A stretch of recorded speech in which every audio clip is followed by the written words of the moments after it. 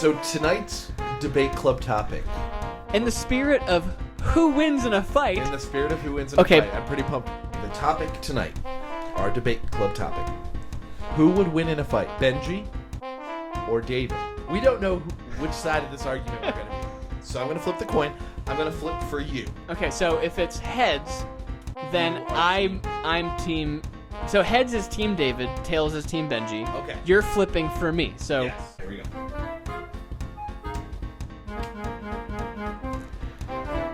What is it? Show the camera, Let's go. This is how I hope it would happen. Let's go. All right. Okay, so do you want to start? I'll make the opening statement. Okay, make the opening statement.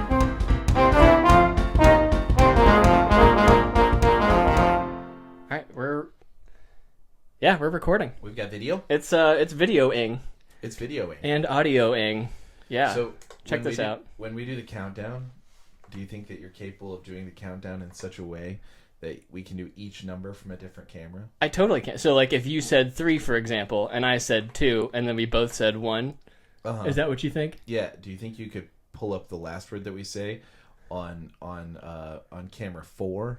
Just like Google the word that we. By the way, Michael Jordan is of course on camera 4 because he should be. He's the number 1 person you'd want to see on camera 4. Right now, anybody watching the podcast is just watching Michael Jordan Google search. Exactly. It's riveting entertainment. Yeah, and if you're listening, you're missing out on the Totally amazing visual. Right. Of if you're listening, this is the first time that we are live recording and attempting to live edit with the video switcher. Yes. That we're gonna roll with it. However it turns out is how it turns out, and that's what's gonna get uploaded to YouTube. So if you see me narcissistically staring at the monitor the whole time, that's because I just want to know if I'm looking all right. Yeah, and we're gonna go ahead and keep Benji as the preview video. So if you're listening in, we have the ability to preview different shots without actually recording them. Look at that and handsome man since up Benji's there. the better looking of the two of us, we'll just have him on the David, preview. Come on. As the two of us talk. So let's not just talk about it. Let's prove it. There you are. There do you see? There. But do you see that hand? That's a pretty good. That is a nice looking hand. It's pasty white.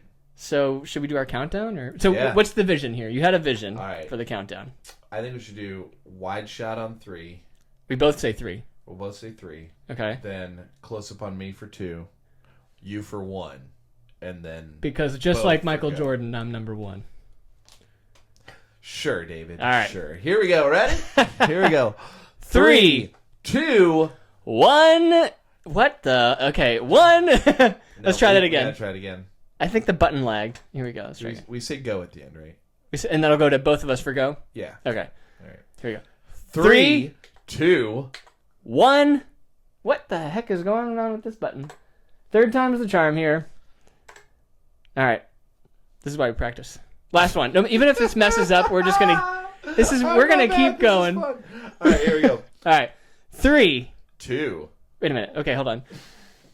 Hold on. You good? I'm just looking at the levels. It looks like it's coming in hot. Coming in hot. All right. Okay. We both say 3. Ready? 3, 2, 1. Go! Go! All right. That's as good as it's going to be for today. The 2 button is lagging, so that is good to know. It's just that one channel. Yeah. One channel's doing it. You know what? And to the audio-only listener, wasn't that a fun this has intro? been a real treat listening to us just saying numbers and then complaining that things aren't working right. Yeah. Yes, to our audio listener out there. I think you're in Germany. I can look at our analytics. Or you're in our parents' house. Our parents' house.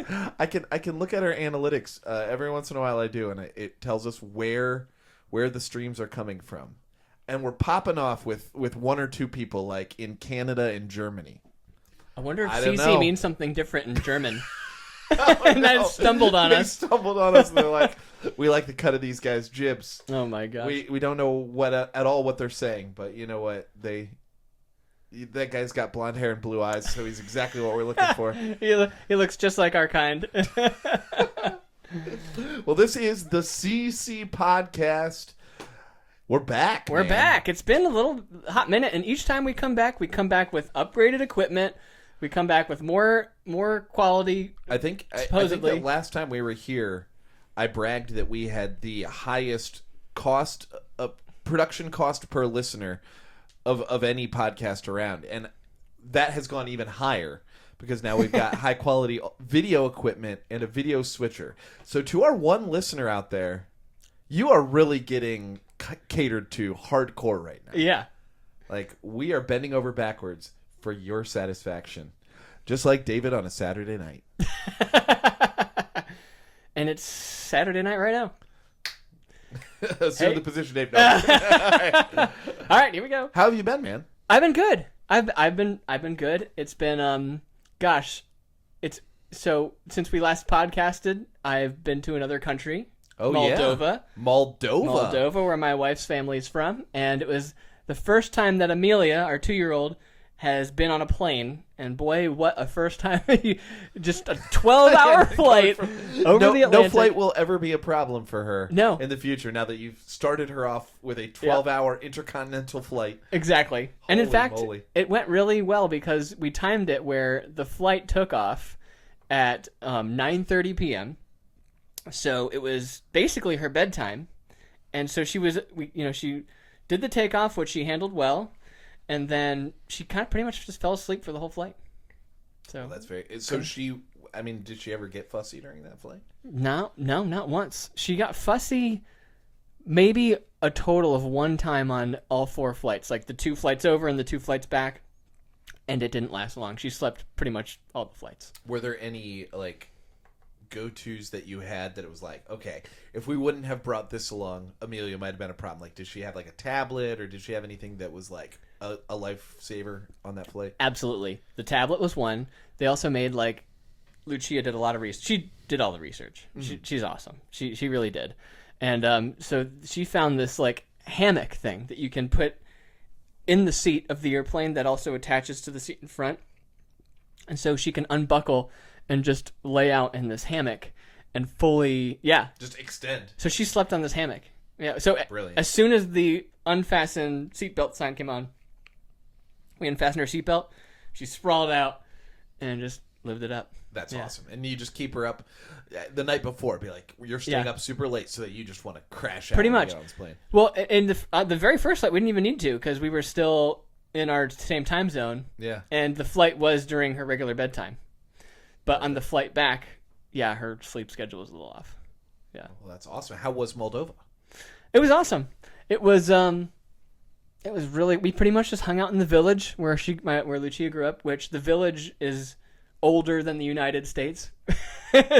And it kind of is a freeze frame in time when you go there. At least it was the first couple times I went. They are starting to update things like pave roads and stuff, but it is you go back in time, self-sustaining homes, they're growing. You wake up, you go out to the yard, pick berries, you eat it. They've got chickens that just lay eggs, and that's where they get their eggs. Okay, here's a game we can play right here. Okay, here's a game we can play.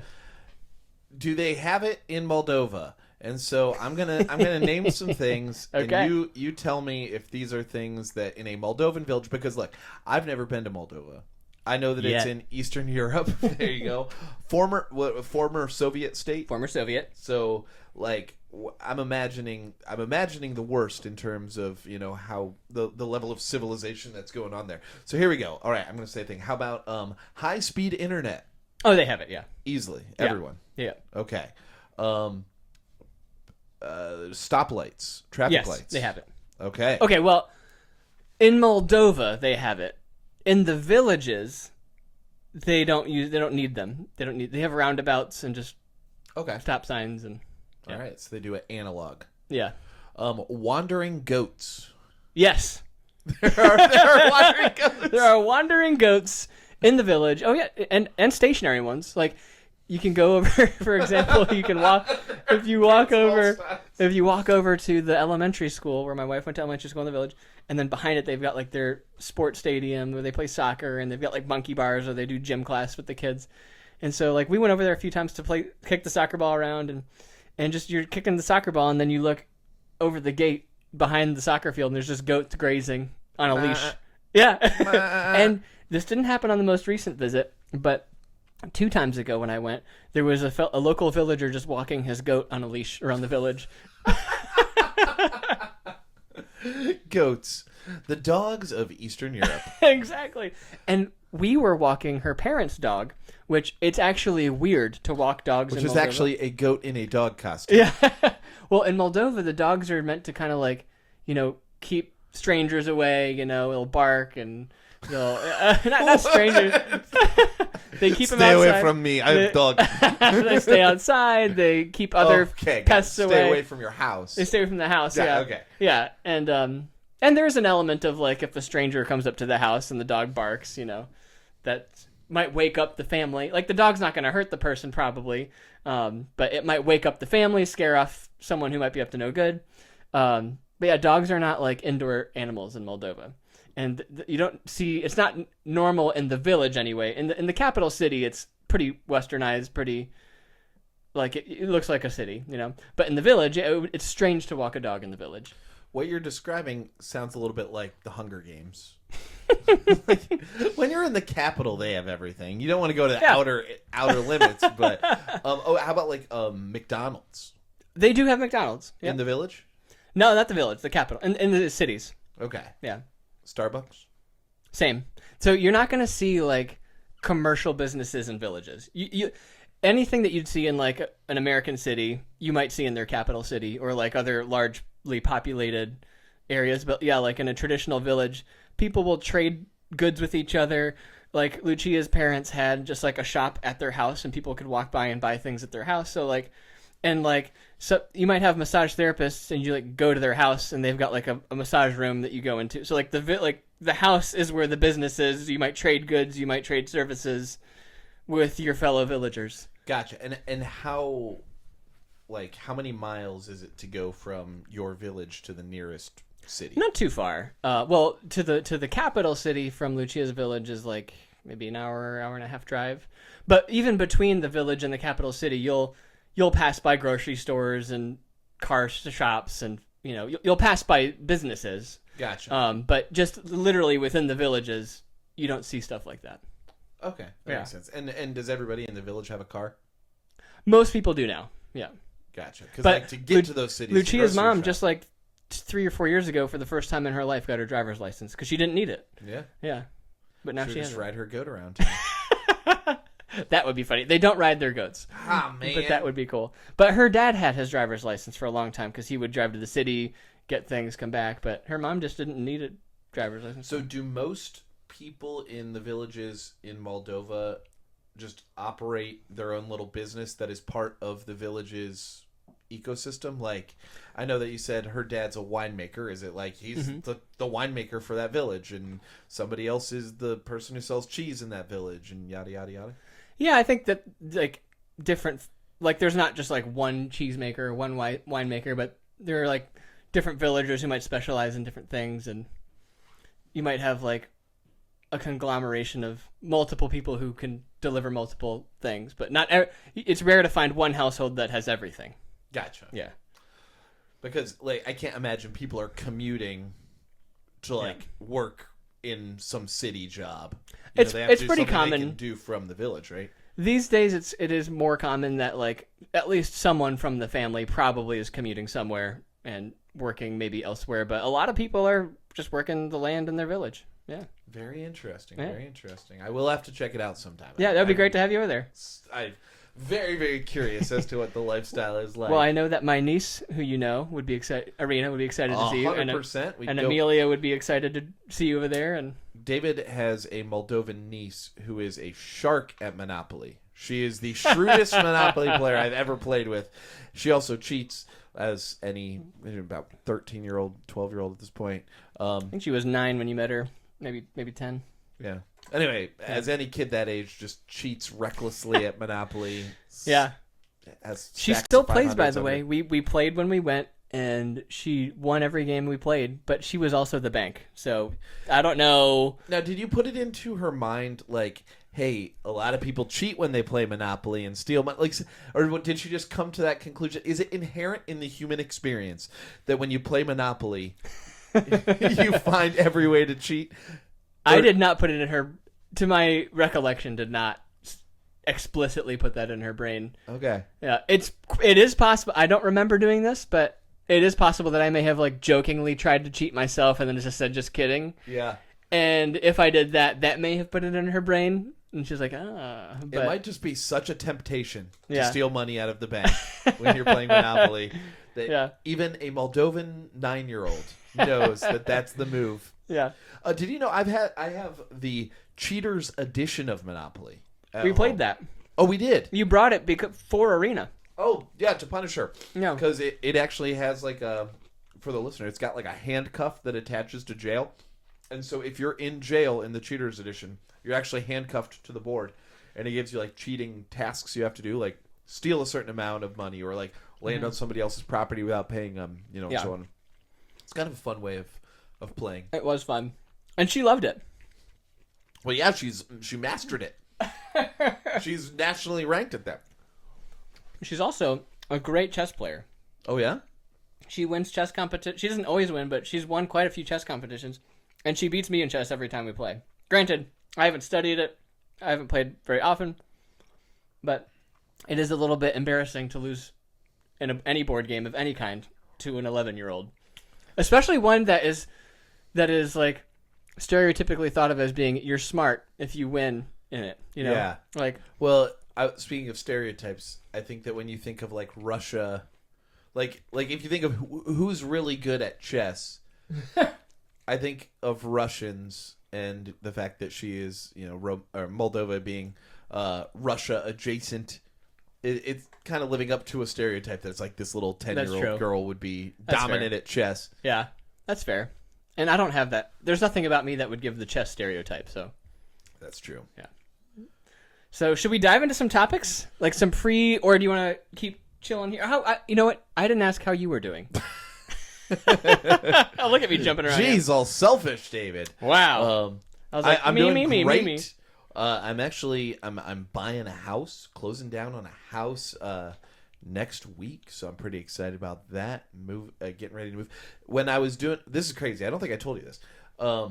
When I was doing my like final walkthrough, I went through the garage, and there was an honest to God black widow spider in the corner of the garage. Did you just like jump out of your pants and squeal? It was shocking. The thing about encountering a black widow spider, I never had before. I've never encountered a spider that it's like, I see that spider and I know for a fact that it is venomous. Sorry, I don't know if it could kill. I think black widows will be fatal if you get bit by a black widow.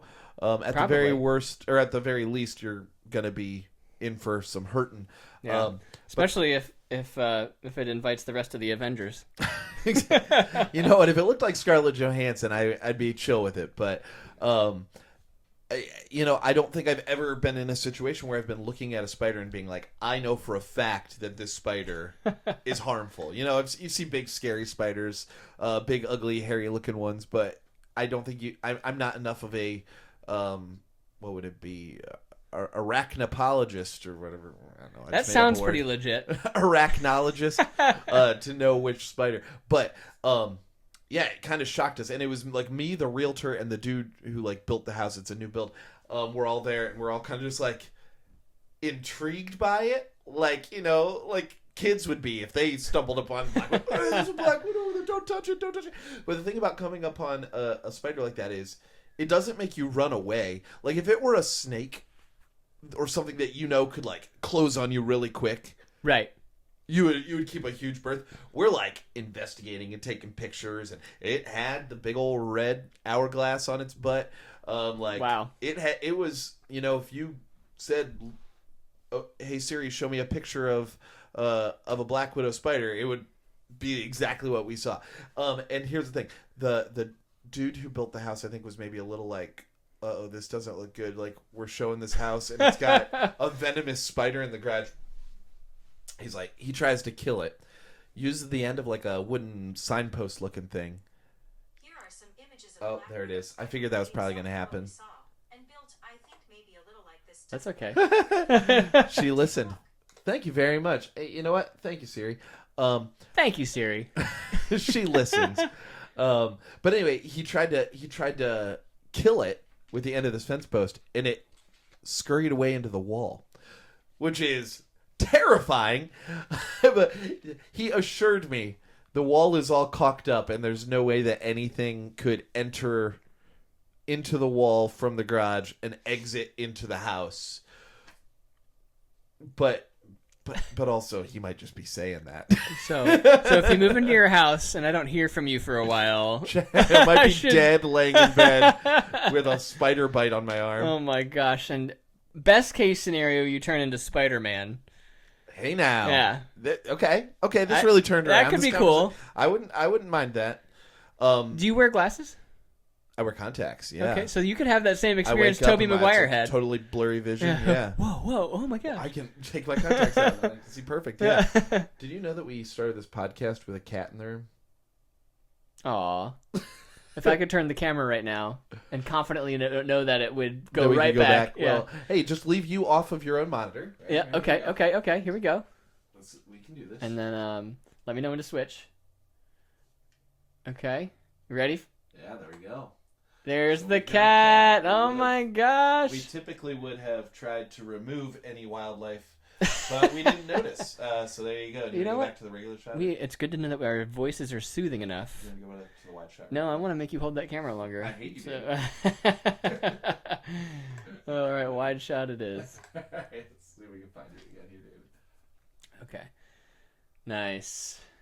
So while he's doing that, yeah, I think the Tobey Maguire Spider-Man is really started off the Spider-Man franchise well. Like, I think it really got people into it. I know, like, some people aren't into the Tobey Maguire one, but I really liked him, except for the third one. I do agree that the third one really fell off, but I think that. All right, let's tune into this. There we go. What about you? Did you like the Tobey Maguire? Or are you in the camp the of Tobey Maguire Okay. ones. And frankly, I liked the third one. You know what's fun? These are the unlocking of memories and that we have when we have these conversations. In fact, that reminds me to say what we didn't say at the beginning, which is the whole point of this podcast that we have is that we have the kind of conversations that we would be having sitting on a couch together.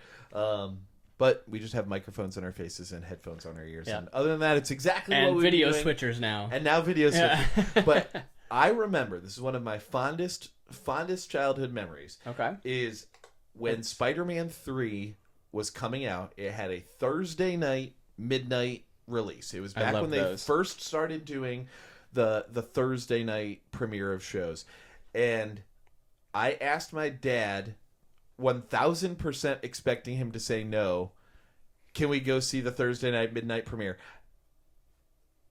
Pull up the fact check-o-matic here while you stay on me. Fact check-o-matic. When did Spider-Man 3 come out? You don't need to put it on the big screen right now until you have he just wants to show Michael Jordan. Yeah. Okay, I'm going to... Oh, I see. The problem is, so... Okay. Here, why don't I do picture-in-picture? So I'm going to put that up. There we go. But I'm going to also put... So... It was new in the world of having these Thursday night premieres of movies. And I asked my dad, I was like, hey, can we go see Spider-Man 3 at midnight? And he agreed.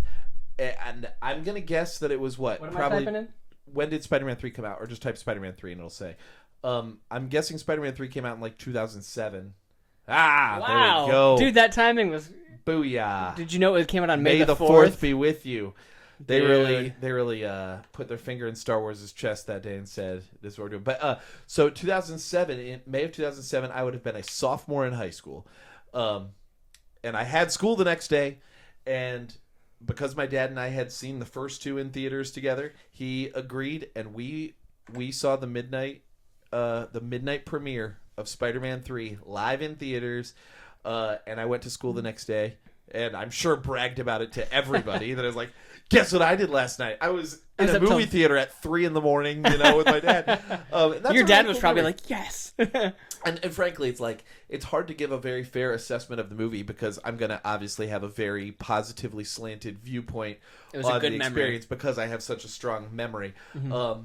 There are some silly things. Obviously, the memeable moments of dark Tobey Maguire dancing down the street, like, it's silly, but it's like, you know what? It's a superhero movie. Yeah. At least they were trying new things. Like, a lot of the Avengers movies are pretty, like, packaged productions, and, they were trying to make, hey, what if Spider-Man's a little weird? We were just talking about that before, like, how like a movie could turn out bad, but if it wasn't just like an exact replica of its prior success, you can't not respect it. Like I think you're right. Like I do respect that Spider-Man 3 didn't just try to be like another same story arc. Like they tried to add more villains, to go a different route, and like I objectively don't think it was as good of a movie, but I did enjoy it. I would watch it again. It's not one of those movies that's like, yeah, so I'm not gonna watch it again. But we were talking about how like the second Space Jam kind of falls in there. Yeah, second Space Jam was and rough. And I will say that has no merit towards LeBron James's talent, so we can't count that in the argument of who's better. But because we both agree the first Space Jam is better. The first Space Jam is better. But But I do respect the fact that they didn't just redo the first Space Jam. It was totally different, and I didn't like it. But I do respect that they tried something different. They tried to make it its own, completely standalone movie. Yeah, I remember when I was a kid, I watched The Sandlot 1 and then watched The Sandlot 2. And if you've never watched The Sandlot 2, don't waste your time. It's the exact same thing as The Sandlot 1. Just watch the first one. Just watch the first one. It's a better version. Sandlot 2 is exactly the same plot as Sandlot 1. Only, I think the kid loses like a rocket ship that his dad is working on for his job. Instead of a baseball. Other than that, copy, paste, print. Is it any of the same actors, or is it just a new set of kids? My guess, I don't remember, but my guess is that there's probably some like actor that returned as an older version of himself as like an Easter egg. But I couldn't tell you with any certainty. Gotcha. But that was quite a tangent. How did we get here? So you got bit by a spider in this fake story I told. Yes. Yeah. We got bit by a spider in your new house that my new house that I'm closing on has Black Widows in it. Hopefully just one. You only saw one, right? Hopefully just one. Thankfully also it was on that final walkthrough. I'm glad I saw it on the final walkthrough because that was like the time where they say make a note of all the stuff that we still need to do before the sale, and I was able to be like, all right, spray the garage, get rid of the wildlife that is living in the garage. I think, I'd rather not have to worry about Black Widow. I mean, I'm still going to. Yeah. How could you not? Every time I don't know if I'm going to be able to go into my garage at night now. Daggone it! Nah, I'm just going to spray it really good and hope that Orkin or whatever can do its job. Just bring a big shoe with you everywhere you go in the house. Just walking around with a slipper. Yeah. All right, come at me, bro. You know, I don't know if I'm late to the game here, but I discovered that easier than a fly swatter for killing bugs is just a hand towel. You give it like the whip, like you just whip it. Shower. Yeah, because it's the same whip effect that a fly swatter has, but it covers more area because it just flails like a towel. Have you ever seen those shotgun things that shoot salt at flies? Yes, my neighbor had one. Sweet. Yeah. Do you have one? No, but I thankfully I don't have a fly problem that's has fair. Ever necessitated. But it works for all bugs. Thankfully, I don't have a bug problem. You have a spider problem. I do have a spider. Yeah. You have a spider problem. Okay, I'm a little bit concerned. That's a good point. For some reason, I think that a fly might be a little bit more like frail than a spider. I'm a little bit nervous that I'd shoot the spider and it would just come at me with a vengeance. Like I'm going to murder you. You thought that soul was going to do something to me. All right. Yeah, I create superheroes. Don't look behind you because there's an 8-foot spider descending from the ceiling. Just like straight out of Harry Potter. Aragog. Isn't that his name? Aragog? Aragog. On a complete tangent, but spiders reminded me of it. At Bowling Green. Into the Spider-Verse. Yes. Into the Spider-Verse of Benji and David. So, junior year of college, BG, I had they called it a practicum, which is basically a small internship with the strength and conditioning team at Bowling Green. And so, like, got to see how they train the football players, the basketball players, the hockey players, you name it. We saw them get trained. The head strength and conditioning coach, his name was Coach Brandon Horgan. He never quite got my name down. I was Danny. I was Danny for a semester. You never corrected him, or did you correct him? Well, I think ultimately he knew my name was David, But he's is an alpha move. Yeah, total alpha move. And he's whatever, Danny. Yeah, exactly. Yeah, and there were times like, "Sir, my name's David." Whatever, Danny. Exactly. And he had a thick Boston accent. And he was very intense, And he would say, so he was the kind of he would cuss like a sailor to the athletes, like, "Get your beeping get your beeping minds right. Get your minds right," but with a few explicitives in between, Yeah. And so anyways, that's the type of guy he was. I absolutely loved it, even though it was kind of terrifying. But there was one day where there was a spider on the window. He goes, "Hey, Danny, come here. Danny, get over here. Look at that. You see that?" And I was like, "Yeah." He's like, "You know what that is?" I was like, "It's a spider." He's like, "It's an arachnoid." He said it just like that. "It's an arachnoid. Go kill it." He said the wrong thing. Yeah, exactly. Pulled you over. He called me Danny, and he called the spider an arachnoid. He's an alpha even towards the spider. He won't even respect... He doesn't respect the spider enough to call it by its anatomical name. Exactly. It's an arachnoid. Yeah. I absolutely loved it. Totally different. I am in fitness now. Totally different coaching style than he had, but I absolutely loved learning from him and watching his coaching style. And I'll never forget, Danny, that arachnoid. I'm going to train you through disrespect. Exactly. I don't even care about you. You're not strong enough. Exactly. Go lift some weights. Yeah. But probably the most unexpected thing that I experienced with him was, "Danny, get over here. Come here." I'm like, "What's up?" He's like, "I want to take my kids to see the new Lion King." I think this is when, like, Lion King and 1.5 came out or something in the movie theaters. This is before the live action one. Yeah, totally. Way before the live action one. Or maybe it was just like re-released for an anniversary or something. And so he literally delegated to me looking up movie times for his family. And I was like... So this is the head strength and conditioning? Oh, yeah. You were I was his little... You were his chump. I was his chump. I did the scrap work for him. Oh my gosh. Yeah, that's pretty brutal. Did he end up did he have to write you a letter of recommendation or anything like that? So I didn't ask him. I ended up asking one of the assistant coaches for one, just because I didn't work with him closely enough to get like a meaningful one. I mean, it would be like I literally was the grunt worker, like for him, but I worked pretty closely with the assistant coaches, like right by their side, so they were able to write a more meaningful letter. So I had them do it. I ask because he just called me Danny. His letter of recommendation would be gold. It would have been worth asking him for it, having no intent to ever send it to anybody. That's true. Like, Danny's the best. You got an arachnoid problem? Boom! Hits it with a towel. Oh man! All right, you want to take your kid to the movie? Bam.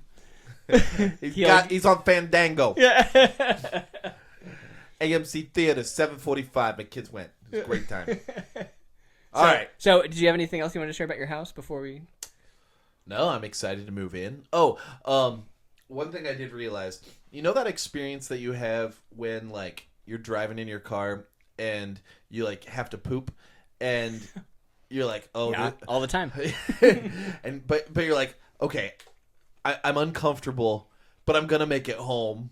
And then as soon as you get out of your car, it's like, where are the keys? Mm-hmm. You could have been driving 45 minutes, but that last 30 seconds, you're like, I gotta go. Your subconscious just releases it. Yeah. That's how I feel about moving out of my apartment, where it's like... You have to poop? I feel like I have to poop. No, it's like, when I'm like house shopping or whatever, I'm like, all right, I'm in no major rush to get out of my apartment, but I'm going to look at houses, yada, yada. And you're excited. Exactly.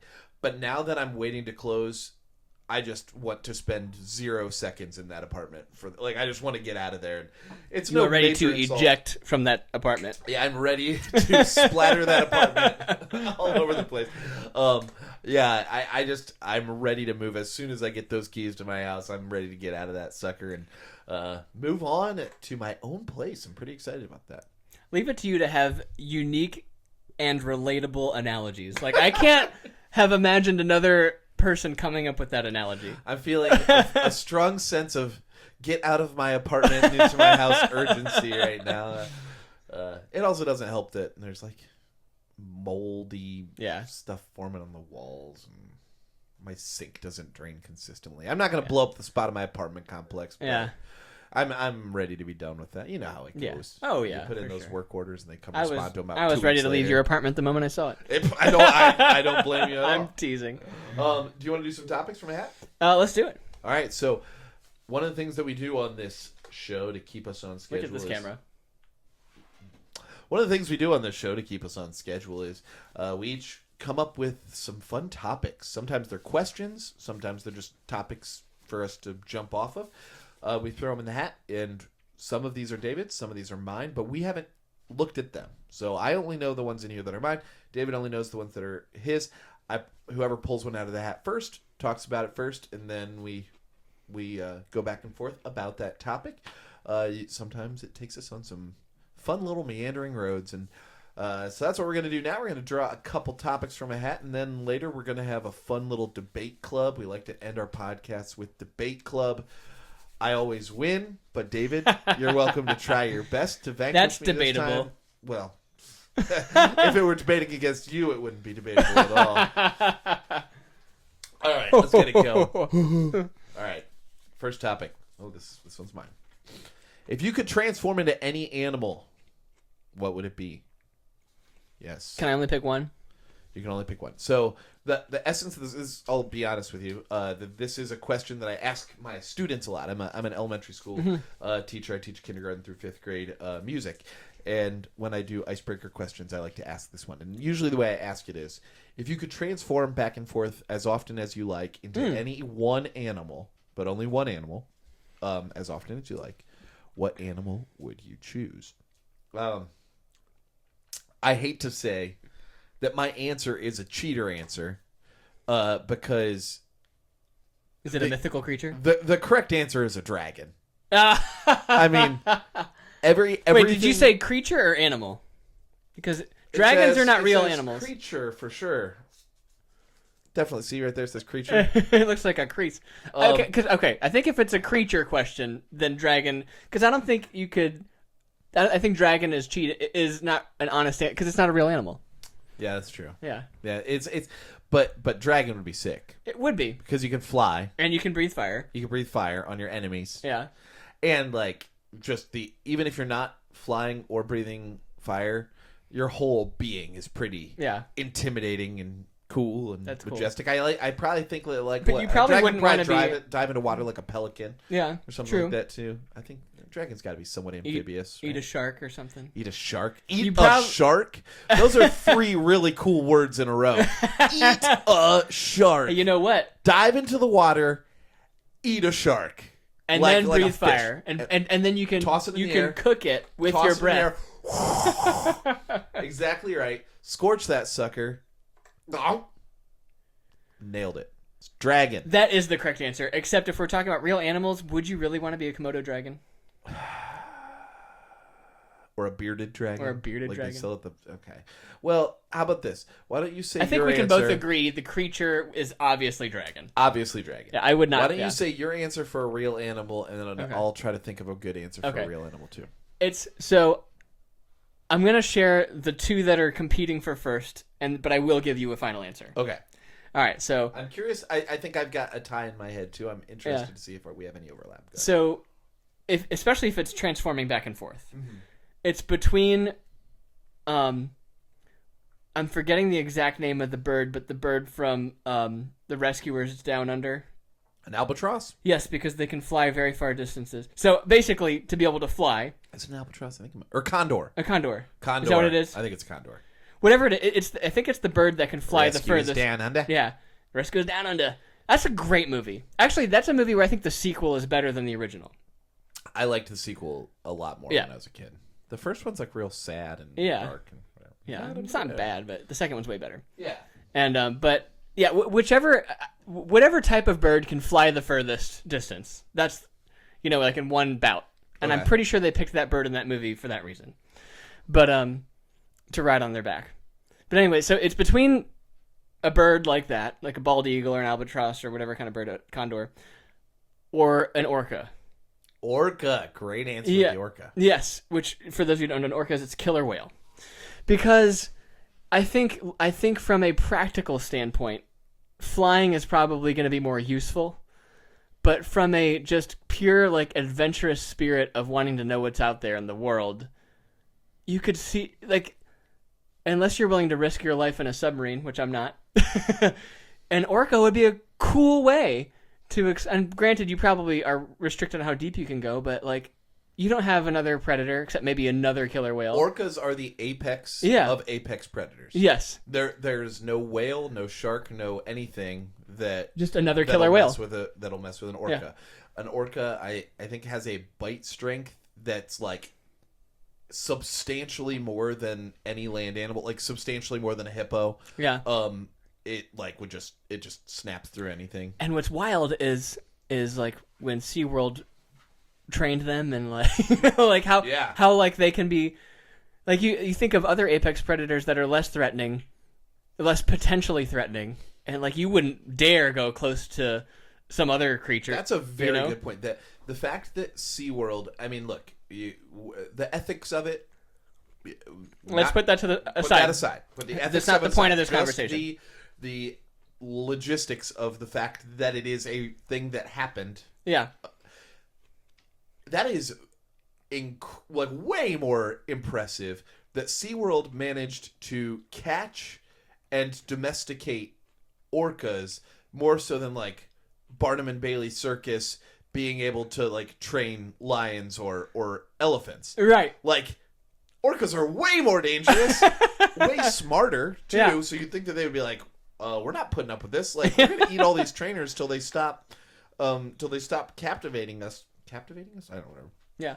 Yeah. Orcas, great answer. Do you know that orcas are technically like porpoises? They're not. Mm-hmm. They're not actually. They're not whales. Yeah. They are in the dolphin family. They are dolphins. Yes. Yeah. They're also two-toned colors, so that from the top they look like the surface of the water, and from the bottom they look like the surface of the sky. Yeah. To the surface of the sky. Well, I mean, like I know what you mean. Where the sky meets the water. Jinx. Oh, I don't have a soda, but I can give you an orange slice. Yeah, me an orange slice. You talked a lot in giving me that orange slice, so I'm just gonna eat this orange slice. All right, you can talk again, David. Thank you.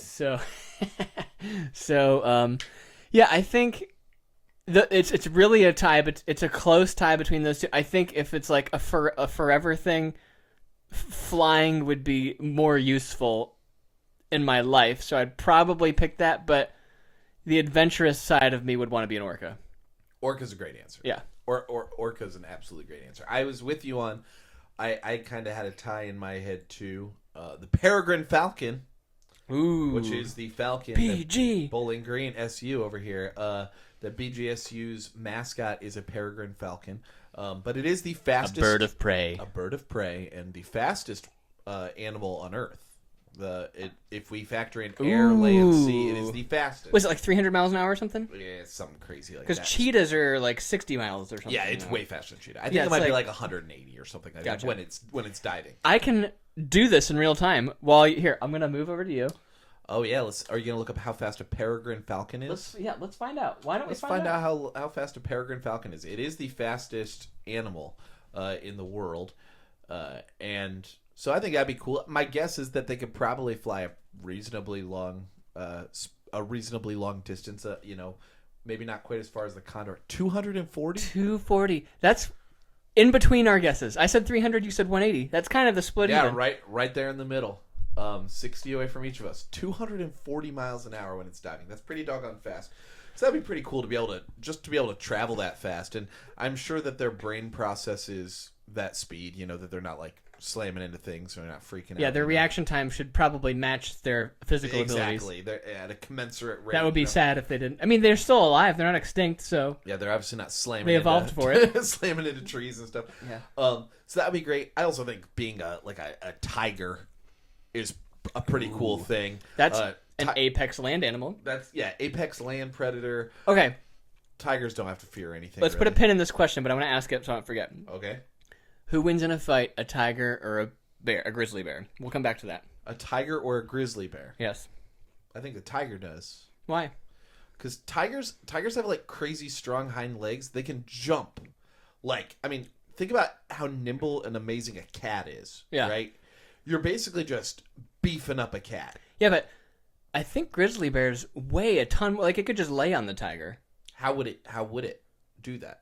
How would it get to a position? Is the tiger sleeping to start this battle? No, I think so I watch my dog and my cat wrestle. My dog is 37 pounds. The cat is maybe 60% of that weight. The cat will always start the fight, and the dog always ends it because if you can visualize the scene from Lion King, where when Scar and Simba jump up and hug each other, right? That's the move that Luna, my dog, and Apollo, my cat, do. And it's not even a contest. Like, Luna just releases her, just relaxes, becomes dead weight, and tackles the cat, and could probably just lay on him, but he doesn't, or she doesn't. I don't think the grizzly bear is as nimble. Like the relative nimbleness between domesticated cat and domesticated dog is very different from wild tiger relative to wild grizzly bear. I don't have a this isn't part of our debate club. I don't have an opinion. I think that it would be closer than you think. Maybe. And it might even depend on the environment they're fighting in. Your cat's kind of He looks like he thinks he's a tiger. He thinks he's a tiger, but he doesn't have the muscle tone. No, he doesn't. I mean, Lucia and I joke that when he goes fighting with the dog, in his mind he hears but we hear Is that what's happening, Apollo? I just imagine a cartoon, where something like that would happen. Yes. Yeah. Where his own esteem of the way that he's carrying himself is way more intimidating than in reality. You know what? I'm going to ask ChatGPT who would win in a fight. Grizzly versus. So you continue your. It's got to be a tiger. I just feel like a tiger. You're probably right, just because of the limber, the suppleness of the tiger. Limber and suppleness. Where I don't think that the limberness or the the suppleness. Yeah. Because it kind of defeats my argument of the bear lays down. Cats are so nimble, they just slither out of everything. Okay. I see what you're saying now. Yeah. They're quick, they're agile, they're mobile. Yeah, I think even if a grizzly bear and a tiger met head to head, face to face, the tiger would figure out a way to get around behind the grizzly bear and be able to pounce on it, dig in, start biting, and maybe the grizzly bear would have the wherewithal to backsplat on the ground. Is this the David chatbot version of ChatGPT? No. But we'll introduce that in our next episode. One of these episodes. There is David has a chatbot, an AI chatbot that apparently there's enough evidence of you talking out there that you can ask David questions and he'll answer it. All right, let's see. Right. Can you read that? What was the prompt? Who wins in a fight, grizzly bear or tiger? Okay. I can't read it from here. Okay, so I'm gonna read it. Okay. But I don't think I can bring the mic with me, so. In a hypothetical fight between a grizzly bear and a tiger. Okay, in a hypothetical fight between a grizzly bear and a tiger, it would be a close match. Ooh, it would be close. I'm going to comment between lines here. But wait, here, can I pick this up maybe? Just be careful. But the grizzly bear has the advantage due to size, strength, and powerful build. So kind of the argument I had. Yeah. Grizzlies can weigh up to 1,500 pounds. Okay, 1,500 pounds. While tigers are typically 300 pounds. So that's a bigger percentage gap than my pets. Yeah, that's a pretty large. So I think that's larger than I would think the tiger wins if it's in a jungle and he launches down and bites the neck. Yeah, and if stealth is part of the environment. Yeah. But if it's no trees, just they're in the plains. They're both in a high school gym. Yes. Yeah, if they're in a boxing ring, the grizzly wins. But I think that the match is closer if it's in a jungle with trees. Yeah, I think you're right. I think that the tiger would be better at using its surroundings to its advantage. Kind of like me playing Smash Bros. When David and I play Smash Bros against each other a lot, and when we play just on a regular flat platform with no items or anything like that, he kicks my butt every time. Yeah, but I'm the grizzly bear. You're the grizzly bear. Yeah, but I'm good at using the level items and the items and as soon as we shoot, you win more often when there's items. Yes, and I win more often when there's not. Which means I'm bad at the game. But I like to. No, it means you're better at a different version of the game. Thank you. Yeah, the tactics outside of just the regular. Because if you were bad at the game, I would also beat you with items. That's fair. It's not like Mario Kart, right? In Mario Kart, it's okay, I've lost to inferior Mario Kart players. Yeah. Because it's like, okay, well, I was in 10 first blue the whole shells. time, and I got blue shelled the entire game. Yeah. Like, that's annoying. Right. Yeah. Maybe one of these days we will play Mario Kart in our live for content. We have the technology now, folks. We do have the technology that now we can. I mean, do you see this technology that we Look have at here? this. Just let's see some camera angles. popping from camera angle to camera. I can even go to my computer. We can see what the tiger. That's what the bear. Yeah. If you're looking at home, you want to see what ChatGPT has to say about tigers and bears. Go back, pause that screen, read up on the subject. But yeah, we can play some Nintendo Switch. Yeah. Play against each other, have some high stakes. It'll be a great time. Totally. And then eat some steaks afterwards. I'm down for eating steaks during high stakes situations. Yes, absolutely. Steaks make every high stakes situation even better. Don't spill. Totally, they do. All right. What was our topic? What were we talking about? What animal would you like to be? Oh yeah, and you're going to be a peregrine falcon. I think that this conversation has landed me on peregrine falcon. Yeah. We've taken. I don't think tiger's off the table. Tiger would still be a great animal to be. I'm sure it's faster on foot than a grizzly bear, even though maybe it's close. I don't know. Yeah. Do you know the thing? The saying. Bears are fast. Do you know the saying about if you encounter a bear, how you respond based on which bear it is? Isn't it like grizzly bear just run for your life and black bear fetal position or something like You're that? dead. You're dead, David. No matter what. No. Based on the information you just said, if you encounter a bear, that was not best practice, my friend. Okay, ready, David? This is going to save your life. Bring a gun with you. When you... if you are going to an environment where bears could be present. Hey, David, have you heard the saying that they have about bears? Bring a gun. No. This is the saying that you brought a bear to a gunfight. The bear wins that fight 9 times out of 10. That's probably depends how close you are. So here's actually what they say: if it's black, fight back. If it's brown, if it's brown, lay down, and if it's white, say goodnight. Oh, I have heard that actually. Because black bears are polar pansies. bears. Yeah. If you're not fighting against, what about panda bears? What do you do with those? I think that they're mean. I think panda bears are one of those that are like they look so cute, but they're actually not very nice. Are they worse than black bears? Like, where are they on the spectrum of danger on bear? Like, we know polar bears are the worst. Black bears are relatively not dangerous. Probably koala bears are the safest. Yeah, I think koalas aren't technically bears. They're marsupials. Did you know? Can I tell you the joke? Did you know that koalas? Tell the joke to the audience. Did you know that koalas are technically not bears? They're technically not bears because they don't meet all of the koalifications. That was a dad joke if I've ever heard one. Man, that's one of my favorite dad jokes. Yeah, I think koalas are not technically bears because they don't meet the qualifications. But black bears are relatively not aggressive unless they're being protective of their babies. So if you can intimidate a black bear, if you get big, fight, throw stuff at them, they'll generally want to run away. Okay. A grizzly bear will not run away. Yeah. But they're 1,500 pounds on average. But they also won't. They're less likely to mess with you if you play dead. Okay. So you lay down and hope that they get more interested in something else. A polar bear. I recently heard, and I believe this to be true, that polar bears are one of the few animals on Earth that actually do enjoy the taste of human.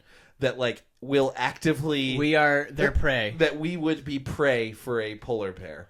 Wow. Fighting back against it would do nothing. Laying down and playing dead would do nothing. It's just like a free dish of food for that bear.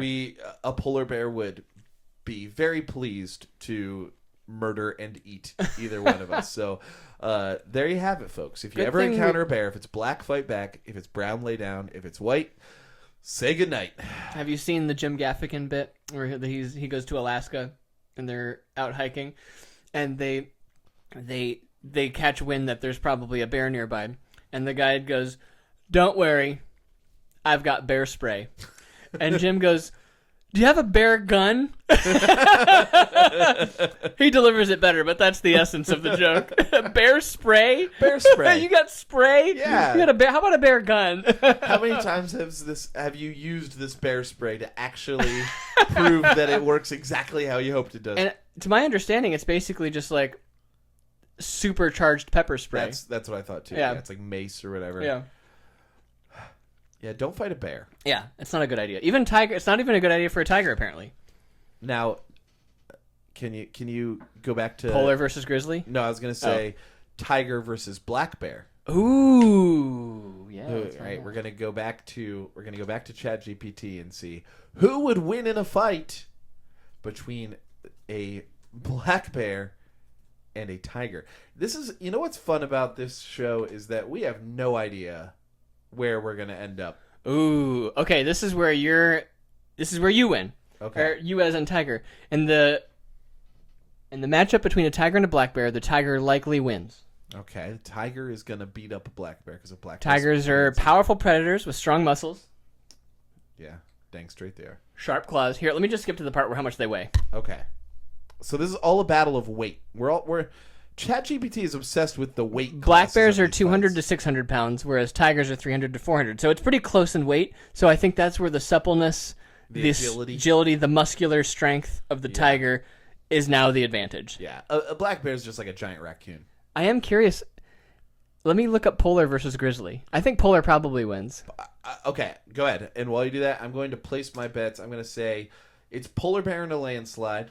If I were a Vegas odds maker in this fight, I'm giving polar bear minus 175. Minus 300. Polar bear minus 300. Grizzly bear plus 175 odds. So that's where we have. Place your bets, people. Do you think the grizzly bear is going to win this one? Okay, it's a closer match, but the odds do go towards the polar bear. They average 100 pounds more in weight. Okay. They're powerful swimmers, and they are, on average, stronger. There you have it. So there it is. Maybe the tree climbing leads to a grizzly bear, but if they're on a flat surface, polar bear. Yeah, probably if they're in their home environments, that would give the grizzly bear the advantage. Yeah. But I think a polar bear would win a home battle against a grizzly bear. Way easier. That ice breaks. It's over. Yeah, it's over. That's true. I think it's kind of a 50-50 shot. Maybe even like a slight advantage towards polar bear in the grizzly's environment. Yeah. But huge advantage in the polar bear's environment. No contest. Yeah. Okay. This has been hypothetical bear fights. This talk is all about who wins in a fight. This is why our podcasts go 3 hours each, because these are illegal circumstances. And now that we have ChatGPT fact check cam over there, it's just going to make things worse. All right. I hope that you guys are enjoying this. I'm having a great time. All right. Next topic. Okay, all right. So here we go. This is, I think, also a topic that you picked, Benji. The question is, do you collect anything? So, who went first last time? I went first last time because I said orca or a distance bird. You did. That's true. It's whoever draws it goes first. Okay. It's your first time on the show. No, fair enough. I forgot how we did it. I'm new to the show. I don't know what we're doing. First time caller, long time listener. Okay, do I collect anything? The answer is yes. In fact, you can see one thing that I collect in this shot behind us, I think, beach sand. So the collection isn't necessarily huge yet. Excuse me. But we like to, my wife and I, Lucia, like to collect different color sands from different color beaches. Most of them are from Hawaii. One of them is from Greece. It's the word. It's the word. Greece is the word. Greece. Sorry. But it's cool because it's almost like a little rainbow of sand. Like we have them from lightest, maybe not right in this moment we do, but we like to set them up from lightest to darkest. We got white sand beach, black sand. There's one black sand that almost has like a purple hue to it. We've got orange sand, green sand. There's only 4 beaches, I think. I don't think it's important to check, but there's 4-ish beaches in the world that have green sand. One of them is in the big island of Hawaii where we honeymooned. And in fact, I can't reach it, but it's that one right there. You could grab it and put it close to the main camera if you want to. It actually, what's fascinating about it is it looks more green in the bottle than it did on the beach. Just in the context of the environment it was in, it was almost like a green hue. But in that bottle, it's like incredibly green. Yeah. Like it looked like it's weird. It looks like an Italian seasoning. Yeah. So it's kind of cool. And what makes it green is I think it's a certain mineral like olivine or something like that that comes from volcanoes and the way it's landed on the beach or whatever. But so that's one collection. that I have, and I guess I'm turning into a guitar collector. I've got 5 guitars right now, 4 of which are acoustic, 2 of which are electric, so I guess 6 guitars. Math, David. Well, one's a banjo, so 5 guitars and a banjo. Okay, that's fair. So now that the banjo is acoustic. And a ukulele. Yes, and a ukulele. So I collect instruments. Why don't I just say that? I have a clarinet, I've got a piano, a saxophone, a banjo, and I used to play the bassoon. I would love to one day have one. They're just like at least $10,000, so it's not in the near future that I'll have one. But maybe there will be a fan that wants to get me one as a gift for their appreciation one day. Listener. $10,000 bassoon. Hey. And I used to play the steel drum. Did I ever tell you this? I played the steel drums. I played steel drums. No, you didn't. I did. In high school? In elementary school, we had a steel drum You ensemble. started before me. Ha ha! Sucker. Did you play beyond elementary school? I don't think so. So I probably started after you, but my guess is you're a better steel drum player. I think that probably than simply I am right because of when I started, the age I was when I learned. Had you continued, you would have been better. Yeah, we had. I would love to one day have a steel drum in a bigger house where it would make sense to have that. So I'm an instrument collector and a sand collector. So you can start collecting steel drums and divorce attorneys when Lucia has to deal with you and your steel drums. And I will do a selfish plug that I also collect fitness skills. Oh my Bucket list fit. Okay. I'm a collector. Go plug yourself. I'm going to plug myself. Yourself. Okay, yeah, bucket list fit. David's going to go ahead and plug I himself. have a little side hustle where I help people achieve fitness goals. It's great. It's great. Benji did it. It's great. I'm rolling my eyes. Wait a minute, Benji. Why don't you tell him what it is? It's great. I think it's more modest if you tell them. He made me less fat. I mean, the reality is that So what David does... Again, I'm rolling my eyes because we're doing a plug in the middle of the podcast. But you know what? I'm all about it because I support your business and I think that it's awesome. But David has his own business. Calling it a side hustle is demeaning to what it is. It is a business that he owns, where if you have a fitness goal, he will make a customized program for you to achieve that goal. And I know we've talked briefly about it before, but he's had people who their goal was to do a 30-second handstand or to dunk a basketball or to do a one-armed push-up. And he'll come up with a specific, targeted, day-by-day plan for you, whether it's diet and exercise or diet and nutrition, exercise, whatever's going to help you get there. And that the end goal of your program is achieving that goal, which is why it's called Bucket List Fit. It's if you have something on your bucket list. I've always wanted to do the flagpole hold, where you can stay sideways on a flagpole. Well, he would give you incremental, and it might take 18 weeks or 24 weeks or whatever to achieve that goal, but he doesn't. Mine was to get a six-pack. And frankly, there was a while that I was really, really flirting with having that six-pack, that I had multiple abdominal muscles that you could discern, particularly when I flexed, which is not typically part of the Benji physique experience. And even, I will say, frankly, so it's been a little while since I did that, and I still feel like there's a lot of habits that I picked up as a result of doing that program that stick with me, just ways of thinking, things that I can do at home, body weight exercises that if I'm watching TV, I can start, doing some three-legged dogs or, doing some squats and stuff at home. And so, hey, listener, hey, you in Germany, it's through an app. He'll come up with a program for you. In Germany. If you've had too many pretzels this Oktoberfest. Is that a German? Oh, yeah. Yeah, Oktoberfest is around the corner. And if you have too many pretzels and too many Hefeweizens, well, and you want to get shredded, or you want to run a marathon after Oktoberfest is over, talk to this guy. Do you have a contact? Yeah, absolutely. Just bucketlistfit.com. And go there, and at the bottom of the page, submit a request for a goal, and we'll make it happen. This was like our first legit ad. It was. Sponsored by money. You owe me money, David. Hey, I owe us money. Well, I get half of it. You get half. Use promo code Benji at checkout. And that'll notify me to give him something. A high five? A high five. I'll settle for a high five. Yeah, okay. For now. Cool. Yeah. But only once. I'll tell you what. Only once you use promo code Benji. If someone uses promo code Benji, Actually, even if there's no promo code, if a sale comes through from Germany, I will give Benji... Or Canada. Or Canada. I get Canada, too. Canada, I will give Benji 50% of the revenue. Let's go! All right. Canada listener. I don't know who you are. Please stop eating that pancake doused in maple syrup. Hop out of your igloo. Get on your phone. Address the Canadian. All right. In your native tongue. All right, there. Okay. Hey. So here's what I'm going to say to you. I don't know. It's pretty good. Is this a decent Canadian? It's all right. Better than mine. I'm speaking in their native tongue. Please get on your computer. This is just Chicago.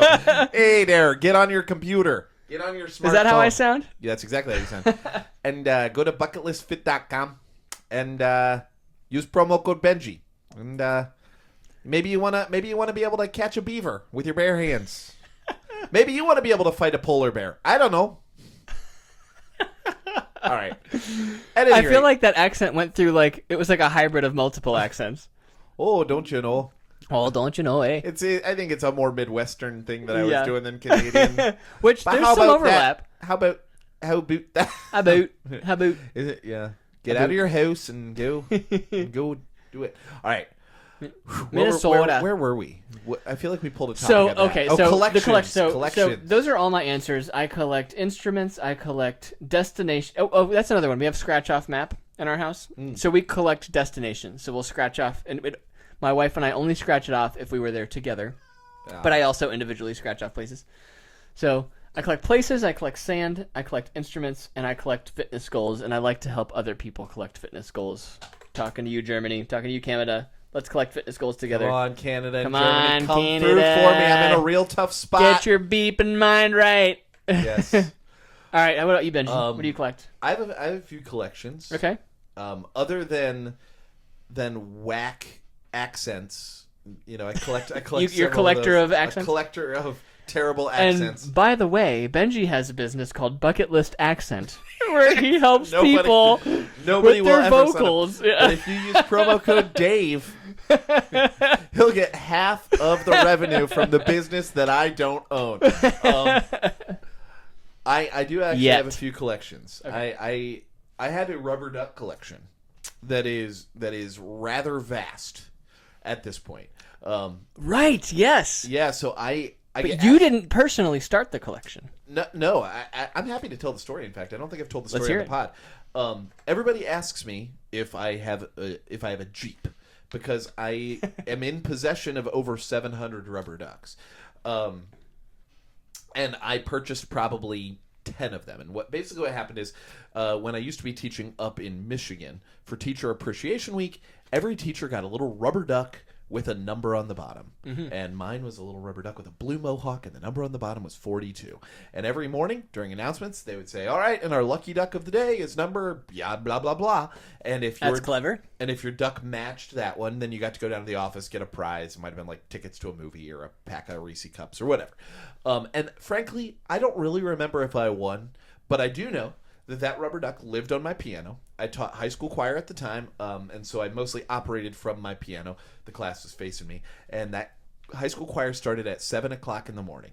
High schoolers at 7 o'clock in the morning are worthless. They're falling asleep. They were up all night, scrolling TikTok, texting their friends, whatever. And so they're all falling asleep every morning. So what I would do is if a kid fell asleep during choir class, I would grab the rubber duck off my piano and I'd chuck it at him and wake them up. And the kids loved that I did this. And, they would start tattling on each other. If a kid across the course was falling asleep, they'd be like, oh, Mr. Gates. Throw the duck. Throw the duck. It's because they knew that I would stop class and throw the duck at them. Anyway, so the duck kind of became a class mascot. The middle schoolers named it Mr. Johnson because we were learning about, we were working on a song that had a character in it named Mr. Johnson, so they named the duck that. One day, a 7th grader stole the duck. He left class with the duck in his pocket, and he claims he fessed up to it. He claims that he brought it back, but I wasn't in my office, and he left it outside my classroom door, and it was gone forever. Still never to be found. And needless to say, the kids were bummed about it. It was a class mascot at that point. Right. Did it have a name? Mr. Johnson. Mr. Johnson. I'm sorry, I missed that part. Damn. I missed a couple of things because of the video thing. Understandable. Yes, his name was Mr. Johnson, which sounds maybe vaguely inappropriate, but I swear we were learning a song called "The Cat Came Back" that had old Mr. Johnson and troubles with. Oh wait, whatever. Anyway, the next day, some of these distraught children said, "Hey, well, we've got some rubber ducks at home. Would it be all right if we bring them in?" And the next day, I probably had 10 of them waiting for me on my piano. And then more kids brought them in until my entire piano was covered with rubber ducks. I just started putting them on top of my projector screen. Eventually, I bought these sticky dots off Amazon. I would stick them in the intersections of the drop tiles all over the ceiling. The entire ceiling's covered with them. So when I was in Michigan, I think I left with about 200 of them. I put them all in a garbage bag when I moved down here. Pried them off the ceiling with a boat oar. It took forever because that adhesive was actually pretty good. No ladders needed? No, I had a ladder too. When I took them down, I might not have used a ladder. Like when you say boat oar, like kayaking boat It was oar? wood. It was wood. Okay. It was definitely wood. It was like a canoe paddle. Okay. That's what it was. And I do think I did it from the floor. But anyway, I brought them down here. I told my kids. Why did you have a canoe paddle in your music choir room? Because I had some props for plays and musicals and stuff. Okay. That's a fair question. Yeah. Were you teaching music on the pond? Yes, exactly. They do row your boat, but they take it very seriously. As a warm-up, But anyway, I told my kids at the school where I teach down here in Georgia the exact same story, and they took it upon themselves. The ball kept rolling, and I would say every day of school, I receive 1.7 new rubber ducks every day on average. Even still, I'm sure that I was given rubber ducks today. And on Monday when I go in, I'm pretty sure that I will get rubber duck. There are some rare days when I don't receive a rubber duck at all. There are some days where a kid will bring in a bag with 8 rubber ducks. And so that's the average of 1.7. Yeah, exactly. I would say most days I probably get 2, but there are some days that I get 1 or 0. Anyway, I have the kids write their name on the bottom of it. So when they give me a rubber duck, they autograph it on the bottom. I stick it on the ceiling, and I figure when I retire, I can look back and be like, "Oh, this was from Jeremy," or whatever. That's pretty cool. Who knows if I'll remember so them just by a scribbled first name. But do you know in total how many ducks you have?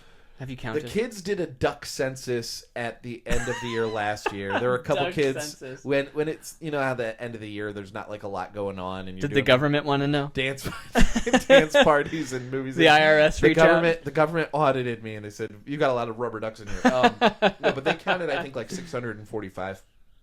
And I know that I've added over 50 since then. I'm certain that I have over 700 in that classroom. About 300 are on the ceiling.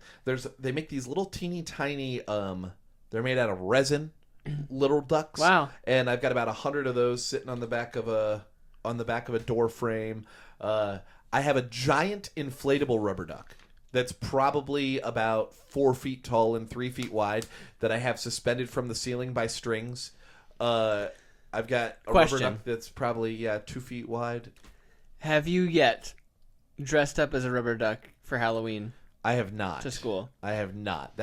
I've heard that there is an inflatable rubber duck costume that exists.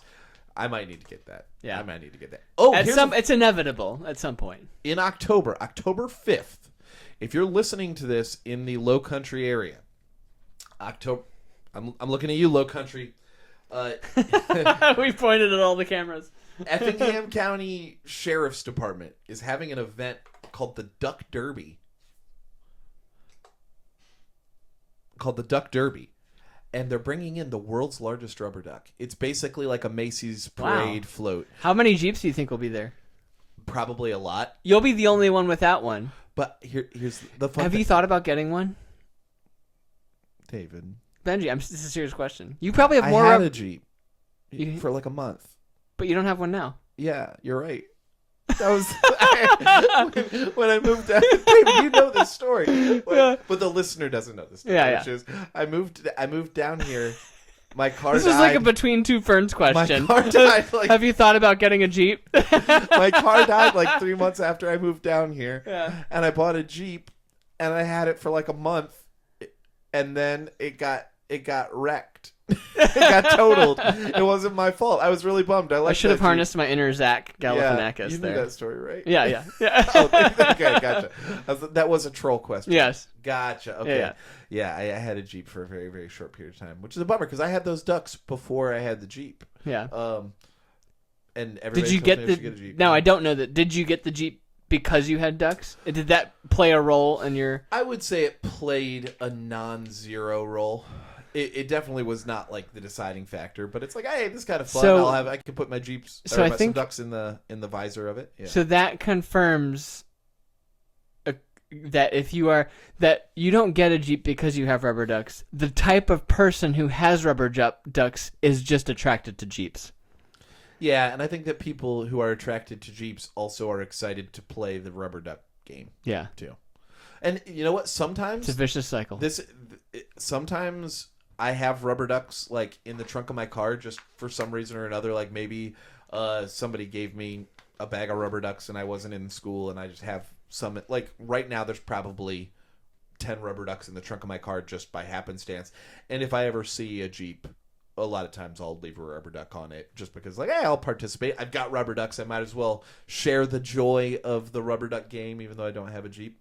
And I would imagine that in episodes to come in our podcast, we will be in our other location, and there will probably be rubber ducks in our set. Certainly. In fact, you know what's bumming me out right now, David? We don't have rubber used ducks. to have rubber. We used to always have a rubber duck in the background. We did. We don't right now. We don't right now. And this is our first YouTube debut. I know. Everybody's watching, and there's not a rubber duck here. You have one in your car? Oh, I've got several. Yeah. Do you think you can talk for a minute? I could probably 45 seconds. Give me a topic to talk about for 1 minute. Which Avengers character is the best Avengers character? Ready, go. Okay, so Benji's gonna go get some rubber ducks while I talk about the best Avengers character. It's kind of tough. I do lean towards the original Avengers crew, like Thor, Captain America, original for the movies, the cinematic universe. Thor, Captain America, Hulk, Iron Man. I think my personal favorite movie, and this is not most people's favorite, the original Thor movie. Actually, I really like the Thor character. Chris Hemsworth, I think, is hilarious.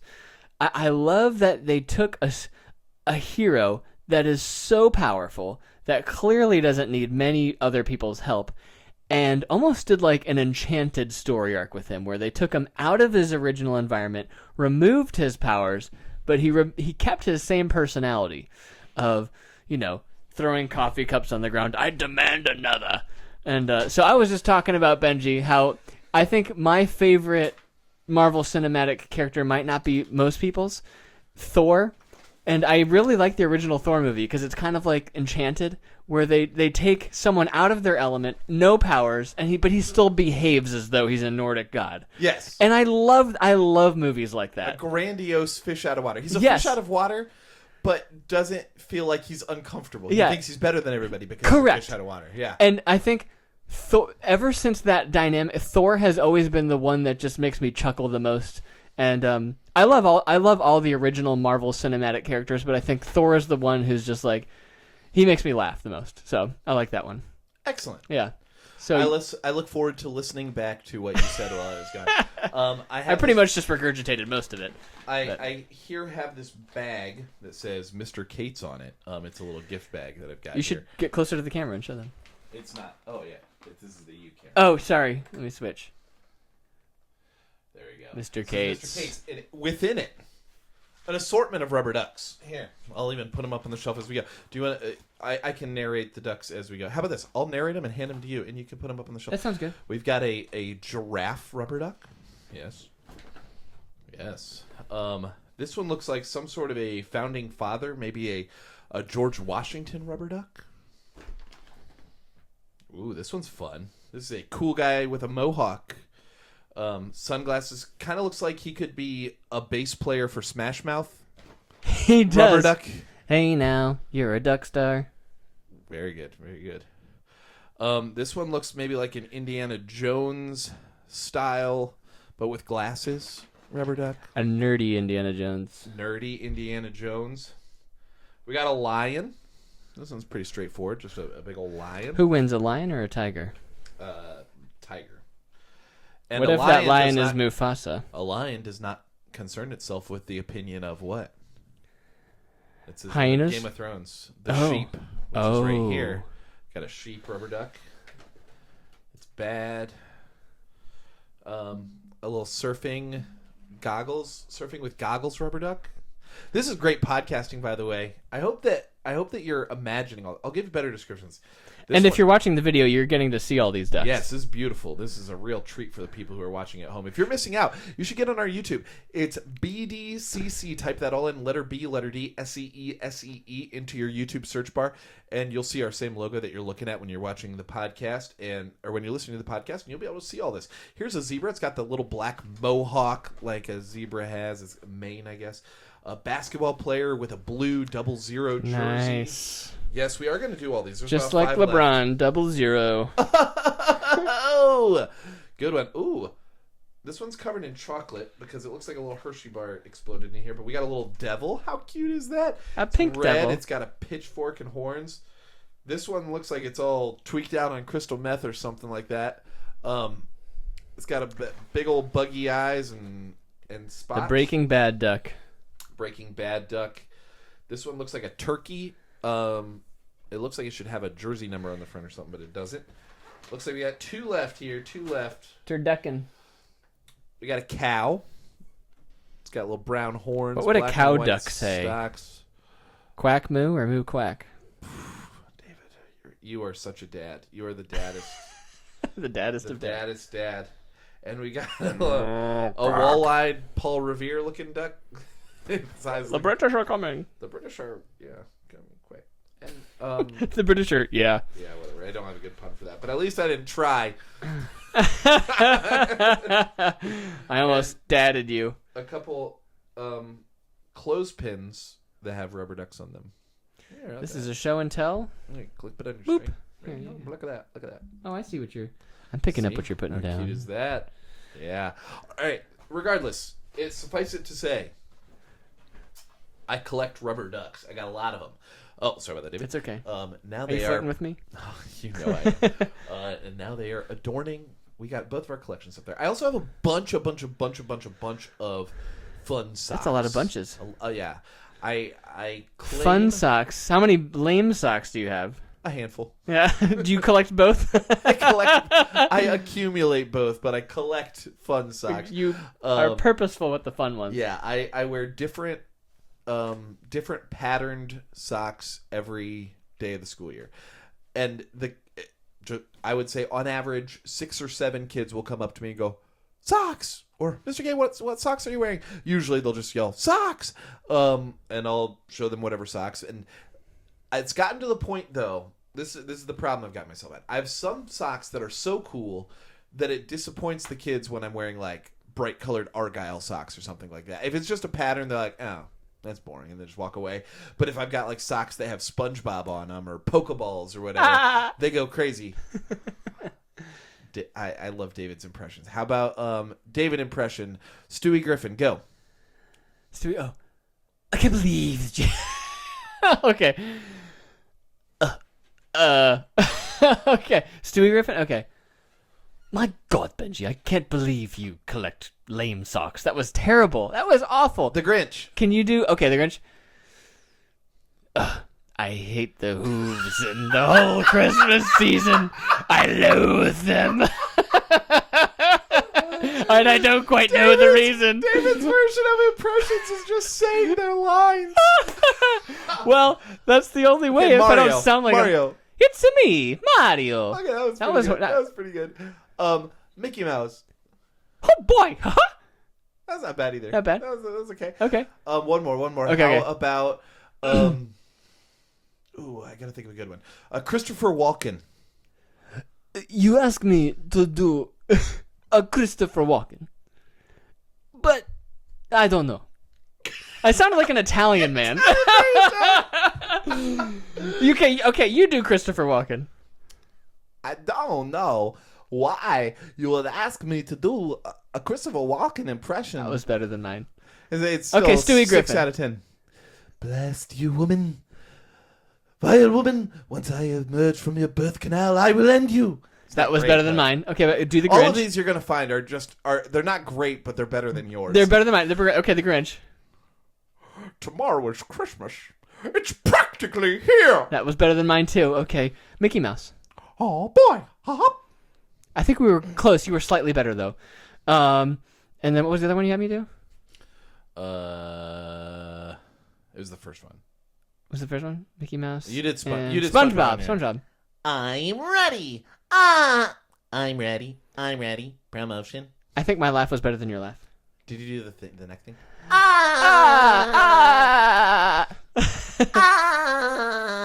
Yeah. I think in general you were better at those impressions than I was. But you're also a vocal coach. You know how to manipulate your vocals better than I do. That's fair. And I put you on the spot, obviously. Yeah. It's just fun. I I was horrible at Stewie and the Grinch. Those were my worst. I was more confident in my brain when you said that. I was like, I got this. And then I horribly did it. So I have I use this to describe my level of artistic ability, is that I have a Blue's Clues level of drawing. Where it's like, I can draw things to the level that they're generally recognizable, but nobody would ever be like, this is a good drawing, right? I think my impressions are kind of at the same level. It's good enough that when a fourth grader is like, hey, can you do a Peter Griffin impression? I go, hey, Lois. That it's close. It's good enough. That was pretty good. Thank you. Yeah. But it's good enough that a 9-year-old That would may be have been your impressed. best one, actually. And Mickey Mouse. Mickey Mouse and Peter. Nice. Yeah. Kermit the Frog. I can do a decent Kermit the Frog. Yay! So, what's your go-to impression if you're trying to impress somebody? Was it Kermit? Is it Kermit? Let's just stop with that. You don't do an impression if you're trying to impress somebody. You mean you don't do an impression? I do if an you're trying impression of this guy right here. Myself. Yourself. I'm pointing to myself. The great line that I pulled off doesn't translate if you can't see the fact that I'm pointing to myself. If you're listening in. If you're listening, are you still listening? If I really had to impress somebody, like if there was an impression that I was like, I need it to translate, I probably would do Peter Griffin or Mickey Mouse. Okay. Yeah. I think I would do, and I think it's actually, I think most people can do this impression if they really tried it. It just sounds so off the wall that if you have never tried it, it sounds impressive. My precious. I want it. I need it. That's pretty good. Like That's a Gollum Schmeagol. But I think actually more people can do that than realize. Smeagol Yes. and Stitch. Smeagol's an angry Ah, version of Stitch. Stitch is basically that. And then go up in the falsetto with the same voice, and it's Elmo. Yeah. Elmo. Oh Elmo song. This is a fun one. We're gonna see if I can do it right now. My voice is a little beat up from a long week of Yeah, those of you listening, I think you if you just try a Lilo and a Stitch or a Gollum or an Elmo, You'll just talk right in your throat. just talk right in your throat. I was gonna say, Alvin and the Chipmunks. Hold up, I wanna hula hoop. We can hardly stand the one plus Christmas don't belong. That was pretty good. Thank you. Yeah. I was feeling a little bit of difficulty getting the high notes there, but Yeah. we'll That's because you're so manly. yeah. All that testosterone. Deep baritone voice. Can you do a James Earl Jones voice? One day, everything the light touches will be your kingdom. I say that to my cat often. He'll be sitting on the counter looking at the house, and I'll be like, everything the light touches belongs to you. Obi-Wan never told you what happened to your father.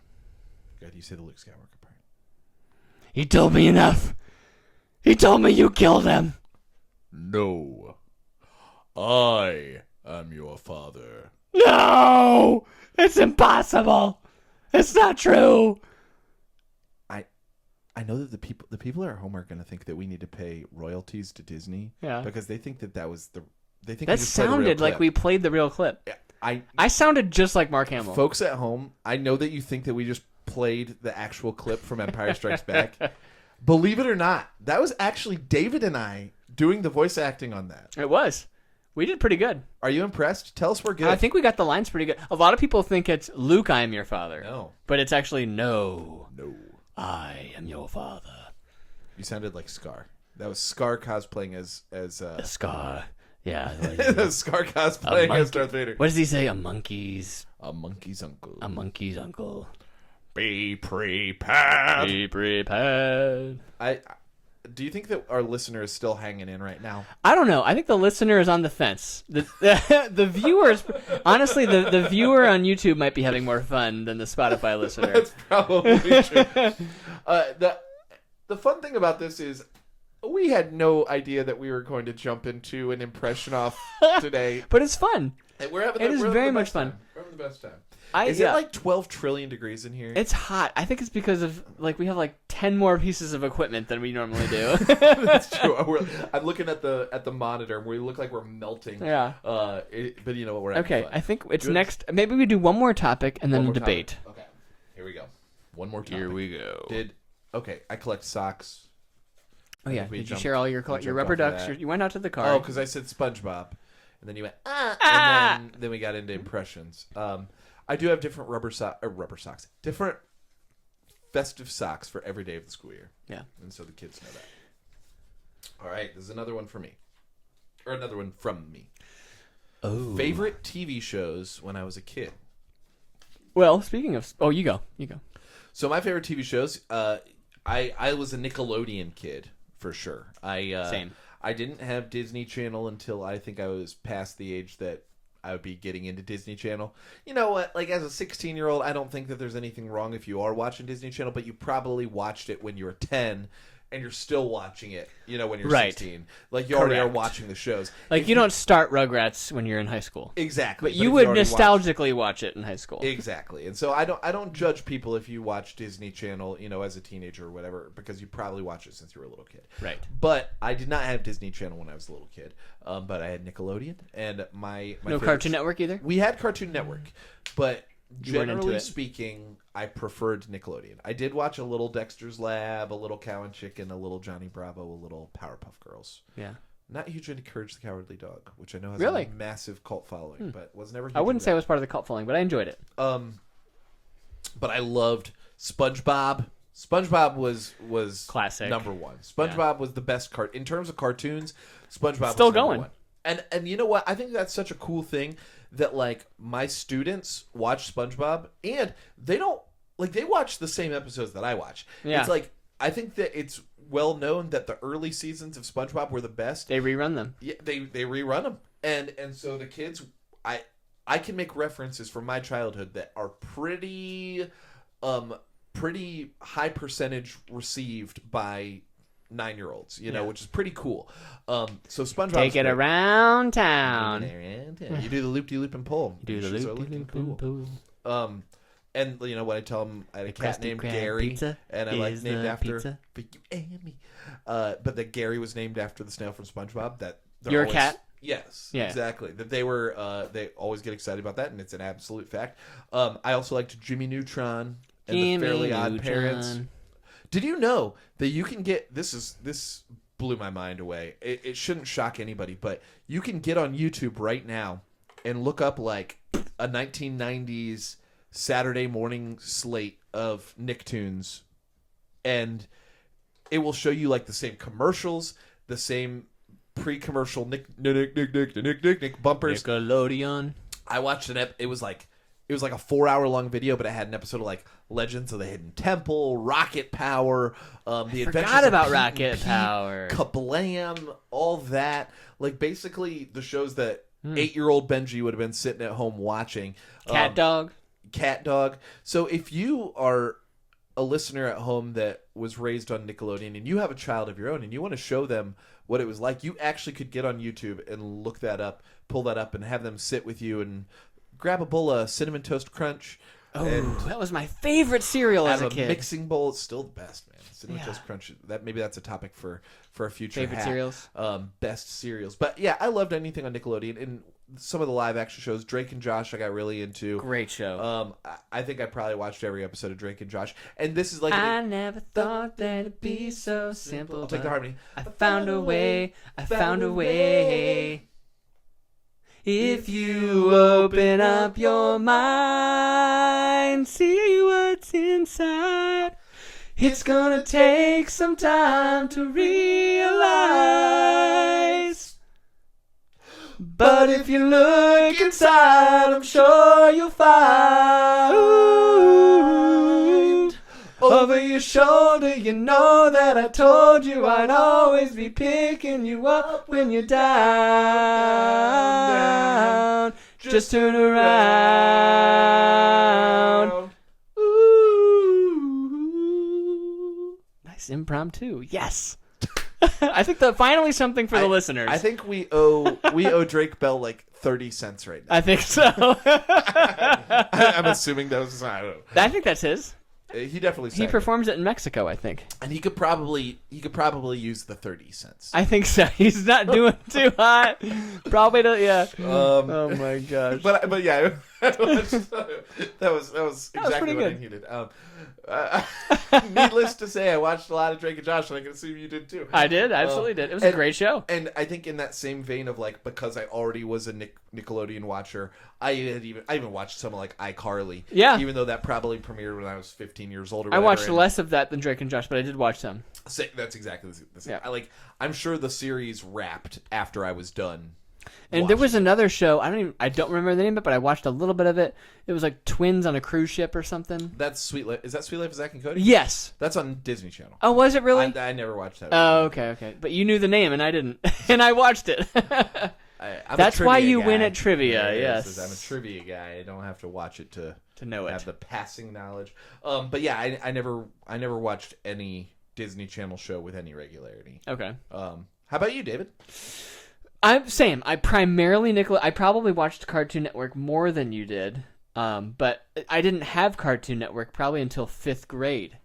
So I watched it mostly because I wish I had it when I was younger, so I got caught up on it. Plus, I did go through a phase in middle school and high school where I thought anime was cool, and Cartoon Network had this 2-hour window called Toonami. Yes. And I so would see commercials for Toonami. Yes. I never really watched it. And I would say probably 50% of the shows on Toonami I thought were cool, and 50% I thought were just kind of weird or just not for me. And you watched Yu Yu Hakusho? Yu Yu Hakusho is probably my all-time favorite anime, and I like it because there's elements of Dragon Ball Z where it's really cool fight scenes, but unlike Dragon Ball Z, they don't spend 3 episodes charging up and talking, They get to the point a little They bit. get to the point, they get to the action, but it's similar types of battles with energy powers and I like that stuff. I thought that was cool. And what I really appreciated about Yu Yu Hakusho, maybe that Dragon Ball Z didn't do as good of a job of, in my opinion, was there was a very clear character development and power development. If you look at season 1 versus season 4, you can visibly see how much stronger the character is. Where in Dragon Ball Z, they have to verbally tell you that they're stronger. like in season 1, they're blowing up. Much more powerful than you Their are. power level is 9,000. My power level's over 9,000. I can't believe. Wow, I've been holding back. They have to tell you based on how afraid they are. Allow me to disclose my strength to you. Yes. Uh-huh. Yeah, and I know Dragon Ball Z is a sequel series to Dragon Ball, but the early season of Dragon Ball Z, where I don't know if you watched Dragon Ball Z ever. I did not. Okay, well, so in Dragon Ball Z, do you know who Frieza is? Yes, I do. So Frieza, It's the pink thing. yeah, It looks the like pink, Mewtwo. pink alien looks like Mewtwo, yes. And this is the first big bad villain in Dragon Ball Z. So there's Frieza, then there was Cell, Then there's Refrigerator. then there's Refrigerator, then there's Go up, say another one. Toaster. Toaster, and then there's dishwasher, and then all the appliances. Yeah, there you go. So Frieza was the first big bad. Then there was a guy named Cell, who was an android, and then the third big bad in Dragon Ball Z was Boo. So, anyways, Boo-hoo. Boo, exactly. Don't cry, Benji. So Frieza, and the first big bad of Dragon Ball Z, had the ability to blow up planets. Where do you go from there? Where do you go from there? The only way you go from there is you have to tell people Cell is so much stronger than Frieza was. Oh my god. You can blow up 2 planets at once. Exactly. It's like what's Thanos. It's like in the Avengers, Yeah. once you're done with Thanos, who cares about Kong or whatever? Right. Sorry. Whereas in Yu Yu Hakusho, there's they don't have to tell you. You can they still do because it's an anime and animes like to do that. Mm-hmm. But even if you put it on mute and you watch the whole thing, you would visibly see how much stronger they get. Jacked. Yeah, not physically jacked, but just their energy. You can see through the energy, the types of fights they're having. Like in the beginning, they might punch like the ground for example, the ground might get punched, and you might see some cracks. And then later on, like in season 2, someone might take a punch and like an entire arena explodes. And in the 3rd season, they're starting to like, okay, now they're so fast that they can kind of like fly in the air almost. And then in season 4, it's like getting close to the Dragon Ball Z level of power. So it's like, you could visibly tell. But animes, I kind of find can't help themselves but over-explain sometimes. That was impressive. I hope that didn't gross you out. No, that was pretty, not at all. For those of you listening, Benji just changed the camera angle with his big toe. But anyways, all of this is to say, Yu Yu Hakusho is my favorite anime. It's very cool. I really like it. I'm glad you mentioned an anime because I watched Pokemon and Digimon a lot when I was which were also great. Which those, I would say that's about as deep into anime as I got. I never watched, Dragon Ball Z or, My Hero Academia or any, any serious animes. I only watched anime that had like a trading card game with it. I loved Pokemon. I collected, I collected. You have all 150 original? 151. Exactly. In fact, I don't know if we said this on the pod before, but when I moved down to Georgia, I was missing one card. And believe it or not, the one card I had, I don't even think is, and it was missing, I don't even think is rare in any kind of way. I think it's a diamond level of rarity, uncommon level of rarity. It was just a Clefairy. I could not find an original release Clefairy. I had some from modern cycles of cards coming out. And as a housewarming gift or as a welcome to town gift, when I moved down here to Georgia, David ordered me a Clefairy card. How sweet is that? Come on, man. What a mensch we got over here. I can't let my best friend here not have a complete Pokemon card collection. Having 150 especially out of when he was 151. one card away.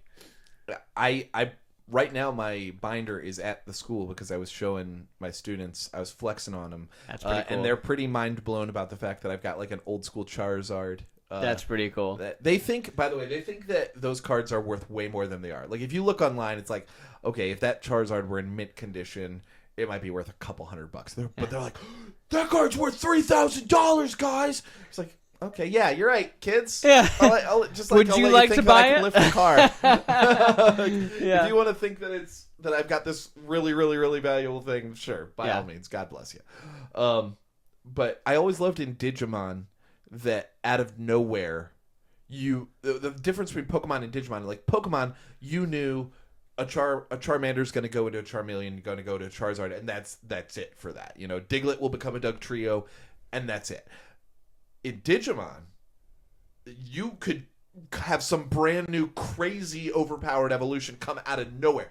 That I think there was like the one called like Kabuterimon. Yeah. And Kabuterimon could be walking around, and then we see some big bad, and now he's going to evolve into Super Mega Ultra Digi Angel Kabuterimon that doesn't even look anything like the original thing out of nowhere. But I remember being a 7-year-old kid waiting for the school bus. Like, what's going to happen next? Oh my gosh, this is insane! And then the school bus would come. It's an Ultra Mega Giganto Shaman. Exactly. The Super Ultra Mega Giganto Jajajamamon was the best. That was my favorite one. I can't believe you remembered him, favorite. David. Do you want to debate? Shall we? Yeah. Do you want to explain how it works? Yeah, I'll explain how it works. Okay, so debate club. Benji and I will choose a debate topic. We'll pull it from a hat, or how we finding it today? Pull it from a hat. We've already agreed on. Oh, that's right. We already agreed on the debate today, and we're gonna flip a coin. So we don't know which side we have to defend. It will be this versus that, and we flip a coin to decide who gets this and who gets that. So regardless of whether or not I agree with what I get, I have to defend it tooth and nail to the end, and without disclosing how I actually feel. I have to make you believe I actually believe this, even if I don't. And at the end, you all decide as listeners who won the debate. And it's kind of a two-faceted thing. One is, who do you think is right? And number two, who do you think debated better? So who did a better job debating, And who do you think is right? We would love to hear from you after the debate. So that's pretty much did I miss any of the rules? No, that sounds about right. And we don't really put time constraints on it or anything like that. No, I think we've gotten better at keeping our arguments. So if you're listening, I hope you're on a long road trip right now. I mean, they've already left the state by now if they've been listening to this entire they podcast. may not even have gotten to this far in the episode. We'll see. Exactly. Yeah. You know what? Maybe this is the third installment for them, you know. Yeah. Okay. They've paused and replayed many times by now. So tonight's debate club topic. In the spirit of who wins in a fight. In the spirit of who wins in a fight. I'm pretty pumped about this. After we have our debate, I need to find out lion versus tiger before this episode ends. Like via ChatGPT. Via ChatGPT. That will be part of our end. Yeah. We'll before. Okay. Fans, don't let us forget to look that up. Okay, the topic tonight, our debate club topic. Who would win in a fight? Benji or David? Now again, we don't know which side of this argument we're going to be on. But it's who would win in a fight between Benji or David. So I'm going to flip the coin. I'm going to flip for you. Okay, so if it's heads, then I'm team. So heads is team David, tails is team Benji. Okay. You're flipping for me. So yes. Okay. So if it's heads, you're team David. Okay. If it's tails, you're team Benji. Okay. Here we go.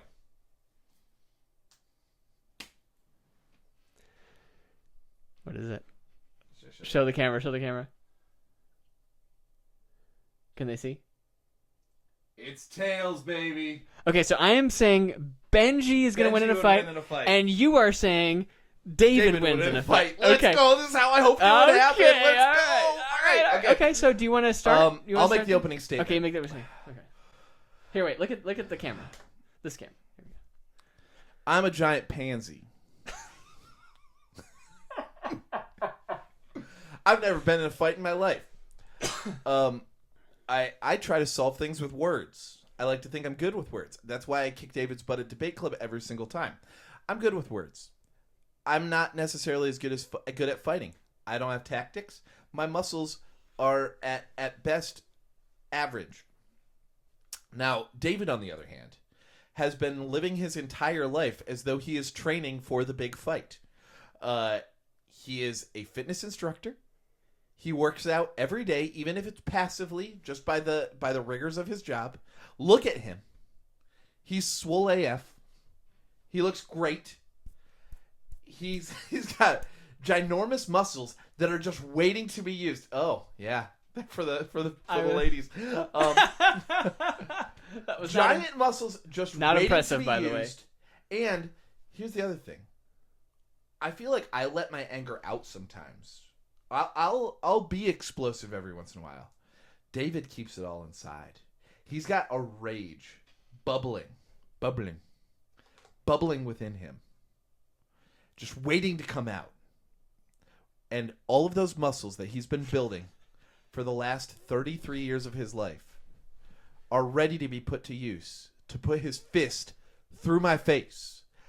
And in that fight, I'm telling you, maybe if we fight 99 times, maybe fight 100 times, maybe I win once.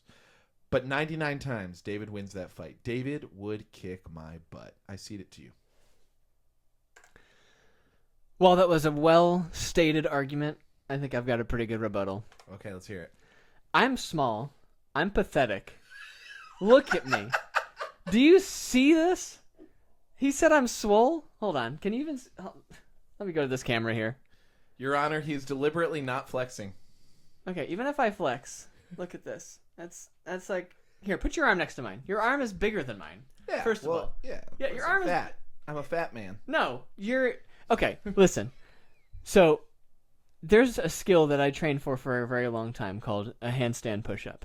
Mm-hmm. Benji tried it on a whim like 2 months ago, and he's like, hey, I did a handstand push-up. I almost broke my neck.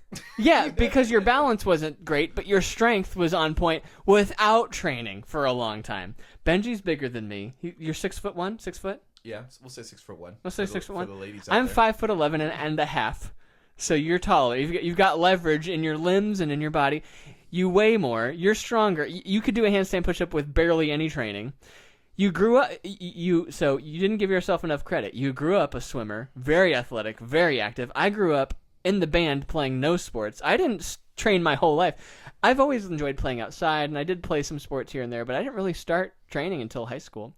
you have the foundation of childhood athleticism that's like years missed on my end, you know? Like, I missed some key developmental fitness years that I had to make up for as an adult. Do you think that I wasn't? Sorry, it's your opening statement. Yeah. I think that you were probably more athletic as a kid than I was. So I think that your foundation, your natural foundation, I think is stronger than mine. Second, I think while we are both competitive, I'm going to go there. I'm going to go there. I think that from a mindset standpoint, you are Michael Jordan and I am LeBron. I think your drive to win is stronger. While we're both pretty good, I think your drive to win is outmatched by anyone I know in my personal life, including myself. Yeah, and I think that like Michael Jordan versus LeBron, that drive to win is an it factor ingredient, and I think that you beat me because your natural strength is higher. Yes, maybe you don't train regularly, but you've got so many it factors, and like the grizzly bear versus the tiger, you are a bigger mass than I am. Some of that may be fat, yes, but you also have more muscle than you give yourself credit for, and I think that Benji wins in this fight. Well, though I do appreciate first of all, I appreciate all the kind of things you said, but in the comparison of the tiger versus bear fight, I think it's more the black bear versus the tiger, where it's a closer match. David is a lean, mean fighting machine, and I am barely beyond a raccoon.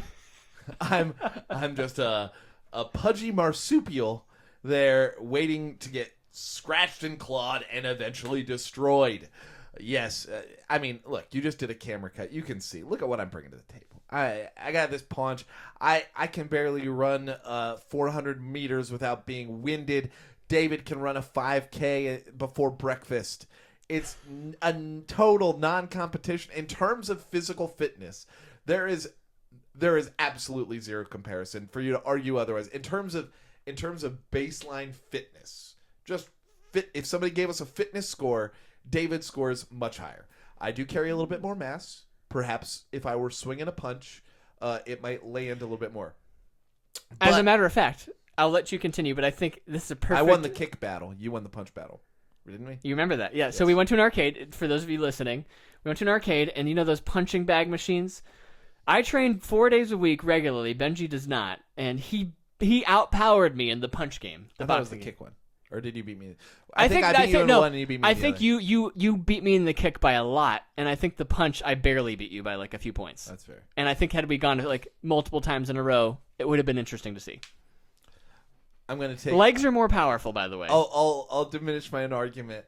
The reason why we did a kick and a punch was because David didn't realize that there was a button for kick and a button for punch and accidentally hit the kick button. So, you know what? If there were a element where I had to use my resources around me to win the fight, I might have an advantage there in terms of having the wherewithal and observance of the, of the world around me. No, I'm just kidding. I'm just using that as a busting your chops. David, no, I think you're right. How many one-armed push-ups can you do, David? Don't lie. Okay, without stopping. I'm going to answer your question. This is like a presidential debate. He's yes. Like, I was raised in a middle-class household. I was raised in I'm going to answer your question, but I was raised in a middle-class household. My mom was a stay-at-home mom. No.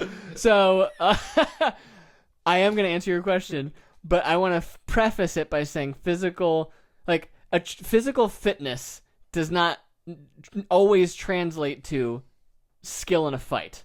Like, for example, I think Jackie Chan is well trained in a fight, and let's take like someone else who's not trained in a fight. Yeah, Benji. Yeah.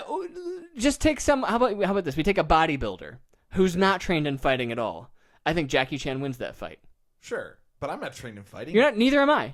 So we're okay. We're both at level 0 in terms of fighting ability. Okay, so now let's talk about the other stuff that would make you kick Benji, my butt in a fight. Don't deny that you were just like Jackie Chan and Michael Jordan. That's what they tell me. They say, "Hey, there's that Benji. You heard about him? He's basically a mix between Jackie Chan and Michael Jordan." Okay, go ahead and finish your point, David. This is fun. No, that was my point. My point was that physical fitness. You still haven't answered the question. You How many one-arm push-ups? Yeah. Sorry. You're right. I did say that.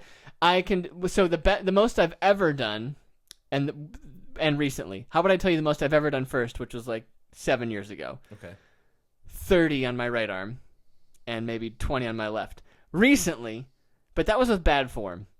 Oh, it's with bad form. Okay. Yeah, more recently, probably closer to 6 or 7 on each arm. And how many pull-ups could you do right now if you went up to the pull-up bar? 20 to 25. Okay. That doesn't translate to winning a fight, though. But it kind of does. No, it doesn't. When you've got two people who have no fighting skill, and we say actual fighting skill, total wash. Well, then what do you resort to? You're going to go to strength.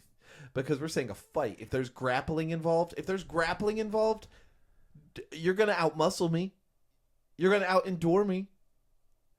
As I said, you're right that maybe I got, just by virtue of having mass, if I landed a punch or two, I might phase you a little bit.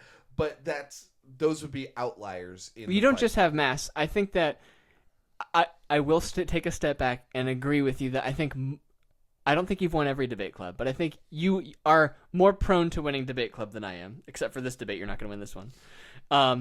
And so where I'm going with, I think you are a more strategic thinker than I am. You have more mass. Neither of us have fighting experience, but I think your intuition of fighting, because of your strategic mind, would enable you might take a cheap shot at the knee, whereas I might not think to do that right away. You might do what it takes to win. Okay.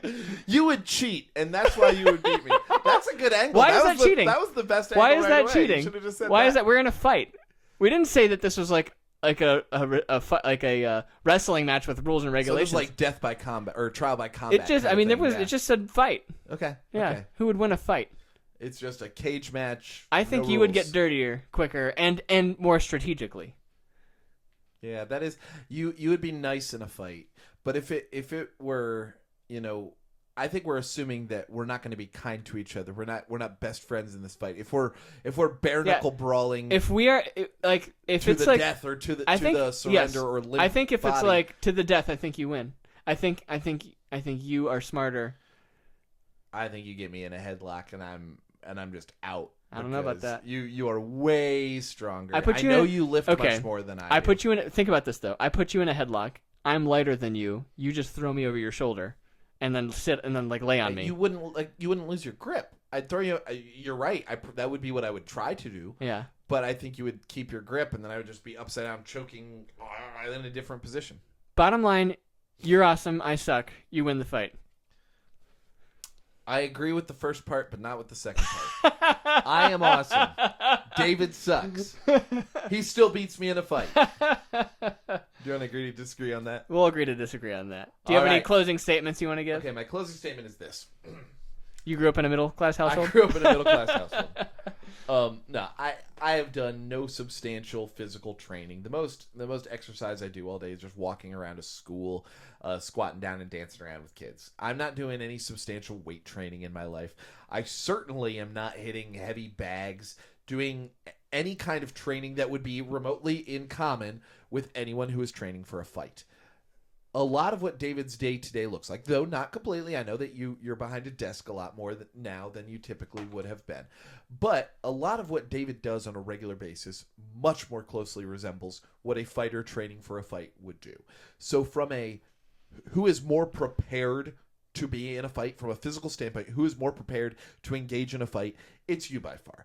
And if this fight's lasting more than 3 minutes, your endurance is absolutely going to destroy me.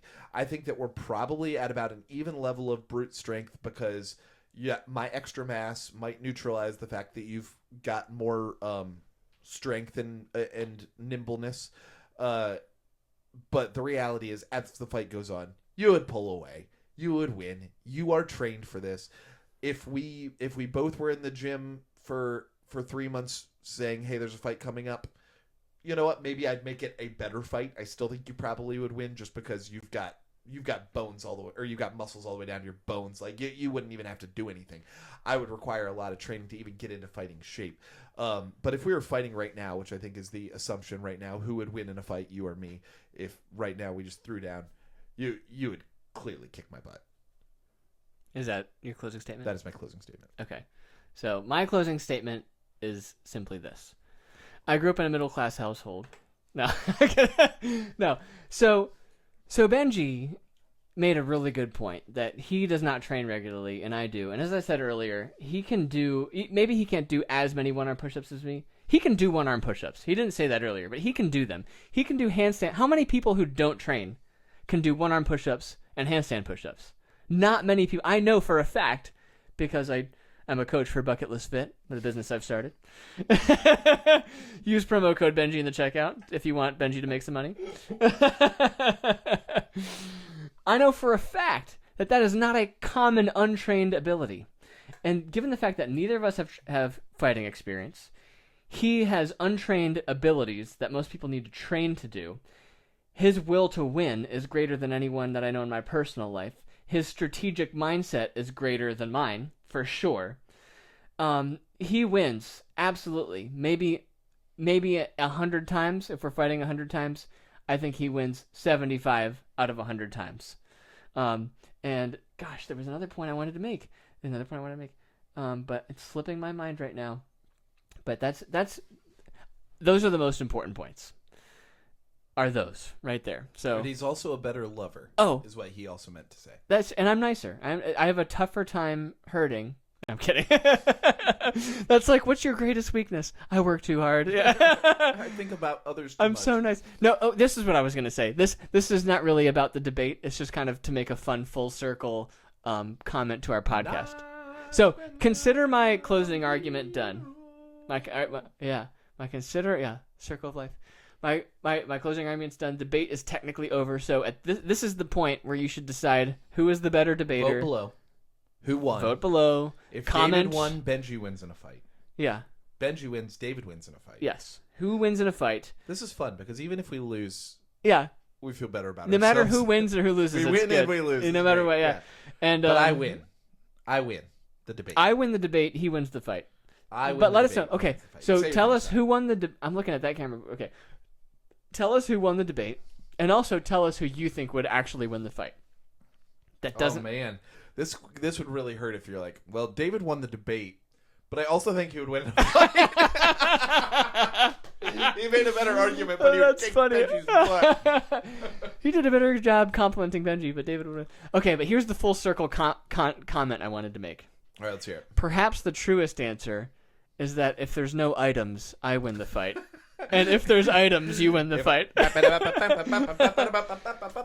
was the hand. Benji would be better at grabbing a baseball bat and kicking my butt. That's exactly and I would be better at kicking his butt if there's no items. Maybe that's the truest comment. And I agree to agree on that. I agree to agree as well. All right, vote below, interact, engage with us. We're gonna be putting our podcast up on YouTube. There's going to be the strong visual component. We're live editing. So subscribe to us on YouTube. If you're listening on the podcast, check us out. We do have a YouTube channel. It's BDCC. That's letter B, letter D, SEESEE on YouTube. Subscribe to our channel. You'll be able to hear our podcast and see any videos that we put up along the way. What were you going to say, David? I was going to say we had one more thing to ChatGPT before we head out. Who would win in a fight between a lion and a tiger?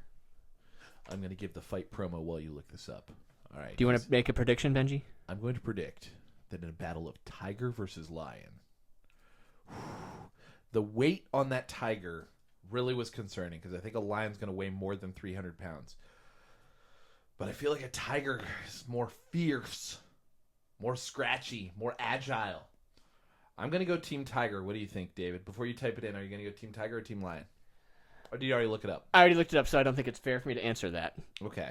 I genuinely didn't know, to be fair. But here's the answer here's the summary of ChatGPT. Those of you who are watching on video, you can read it word for word. But the summary is, in a one-on-one fight, tigers are more likely to win because they're stronger and slightly bigger. However, the counter paragraph that you see below that is that lions are social creatures, and so that the likelihood of a tiger and lion fighting means that multiple lions will probably enter the fight, and the lion will come out the winner. So I think the answer is tiger. The one-on-one fight, tiger wins. And that's what we're saying. That's exactly what we're saying. Yeah. Because, I mean, look, if you're going to, yeah. It's kind of, did you ever used to watch the show Deadliest Warrior? I have seen some episodes. Bro, that show was a cool fun. show. It bums me out that all that. Okay, hold on. I don't want to be like outing myself as watching too much Spike TV when I was a teenager, but I watched a lot of Spike TV when I was a teenager. I was a teenage boy, okay, and their content was designed for teenage boys. What's wrong with Spike TV? What's the thing about it? It was like real thirsty. It was a real thirsty channel. As opposed to hungry? But like, Deadliest Warrior was a great show. You'd be like, who would win between a pirate and a knight? It's like, yeah, that's a cool question. And they brought experts in to be like, these are the pirates' weapons, these are the knights' weapons. Yeah, and they actually rebuilt the weapons. And they would rebuild. They would shoot like ballistic gel dummies with the weapons, and then they would have like a simulation that was run to determine the winner, and then they would act out, like they would have actors do a dramatization of how the fight would go. That was so cool. That's how I felt like what just happened. The lion would bring its friends. Yes. But I think we have to assume that as many lions show up, there would as be an tigers. equal amount of tigers. Now the question is this: how tigers aren't social though? They're not social, but if we had 4 tigers in a room and 4 lions in a room, should we chat GPT this after we talk about it? and the 4 lions, I mean, you could type it right now. I'll type it right now. If the 4 lions would probably, because they're a pride, they would know that they were attacking the tigers, and I'm sure that once the lions started attacking the tigers, that they would be like, hey, we should probably all be fighting against these lions. I think that it's fair to assume that everybody would be on the same page of how this fight was going to pan out. If we say, did you type in how many tigers and how many lions? I typed 4. Okay, 4 tigers, 4 lions.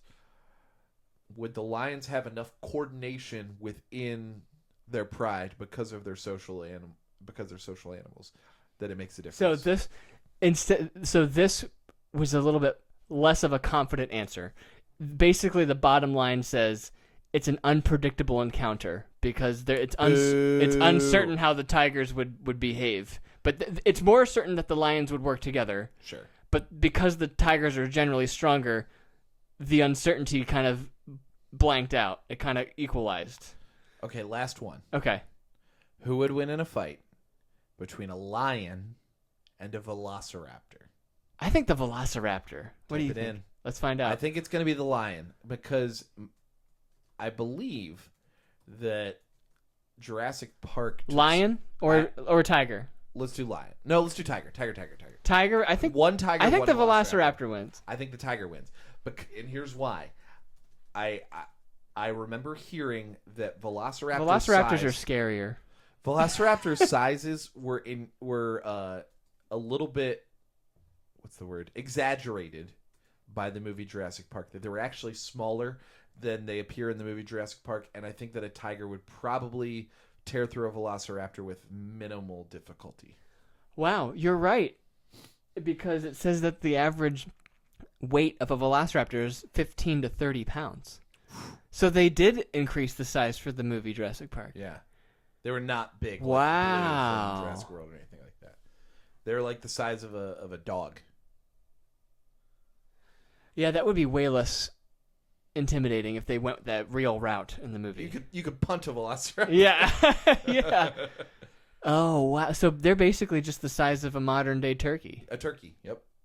That's Wow. the size of a turkey. Yeah, so, okay. Well, had I known that information that you had going into it, I would have definitely not said Velociraptor. But I they're was pack going with the hunters Jurassic as well. Park version.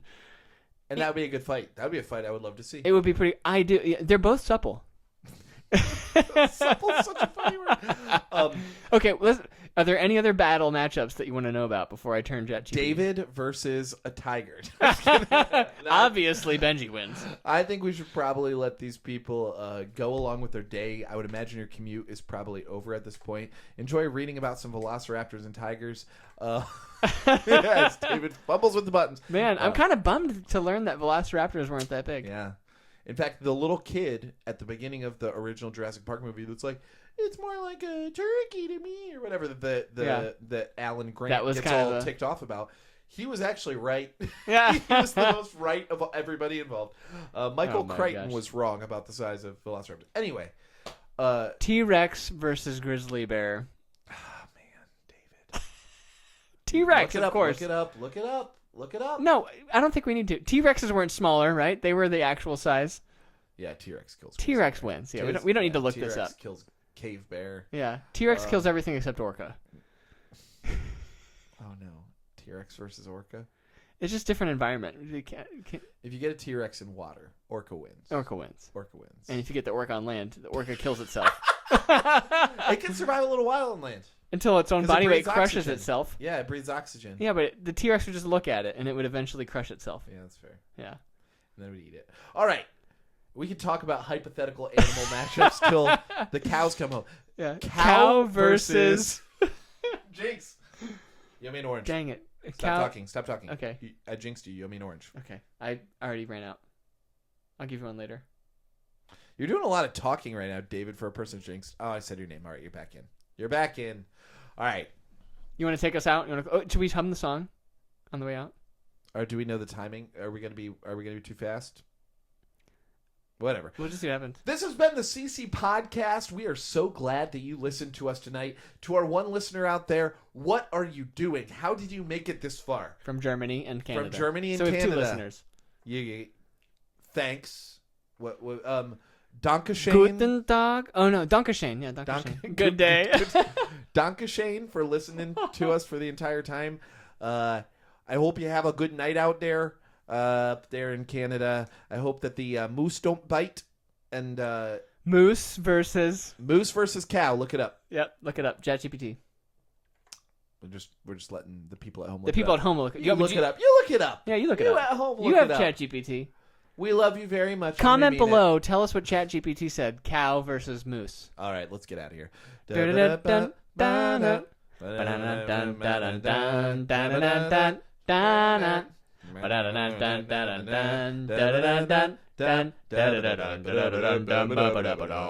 and now David gets to hit the blackout button for the first time. Here we go.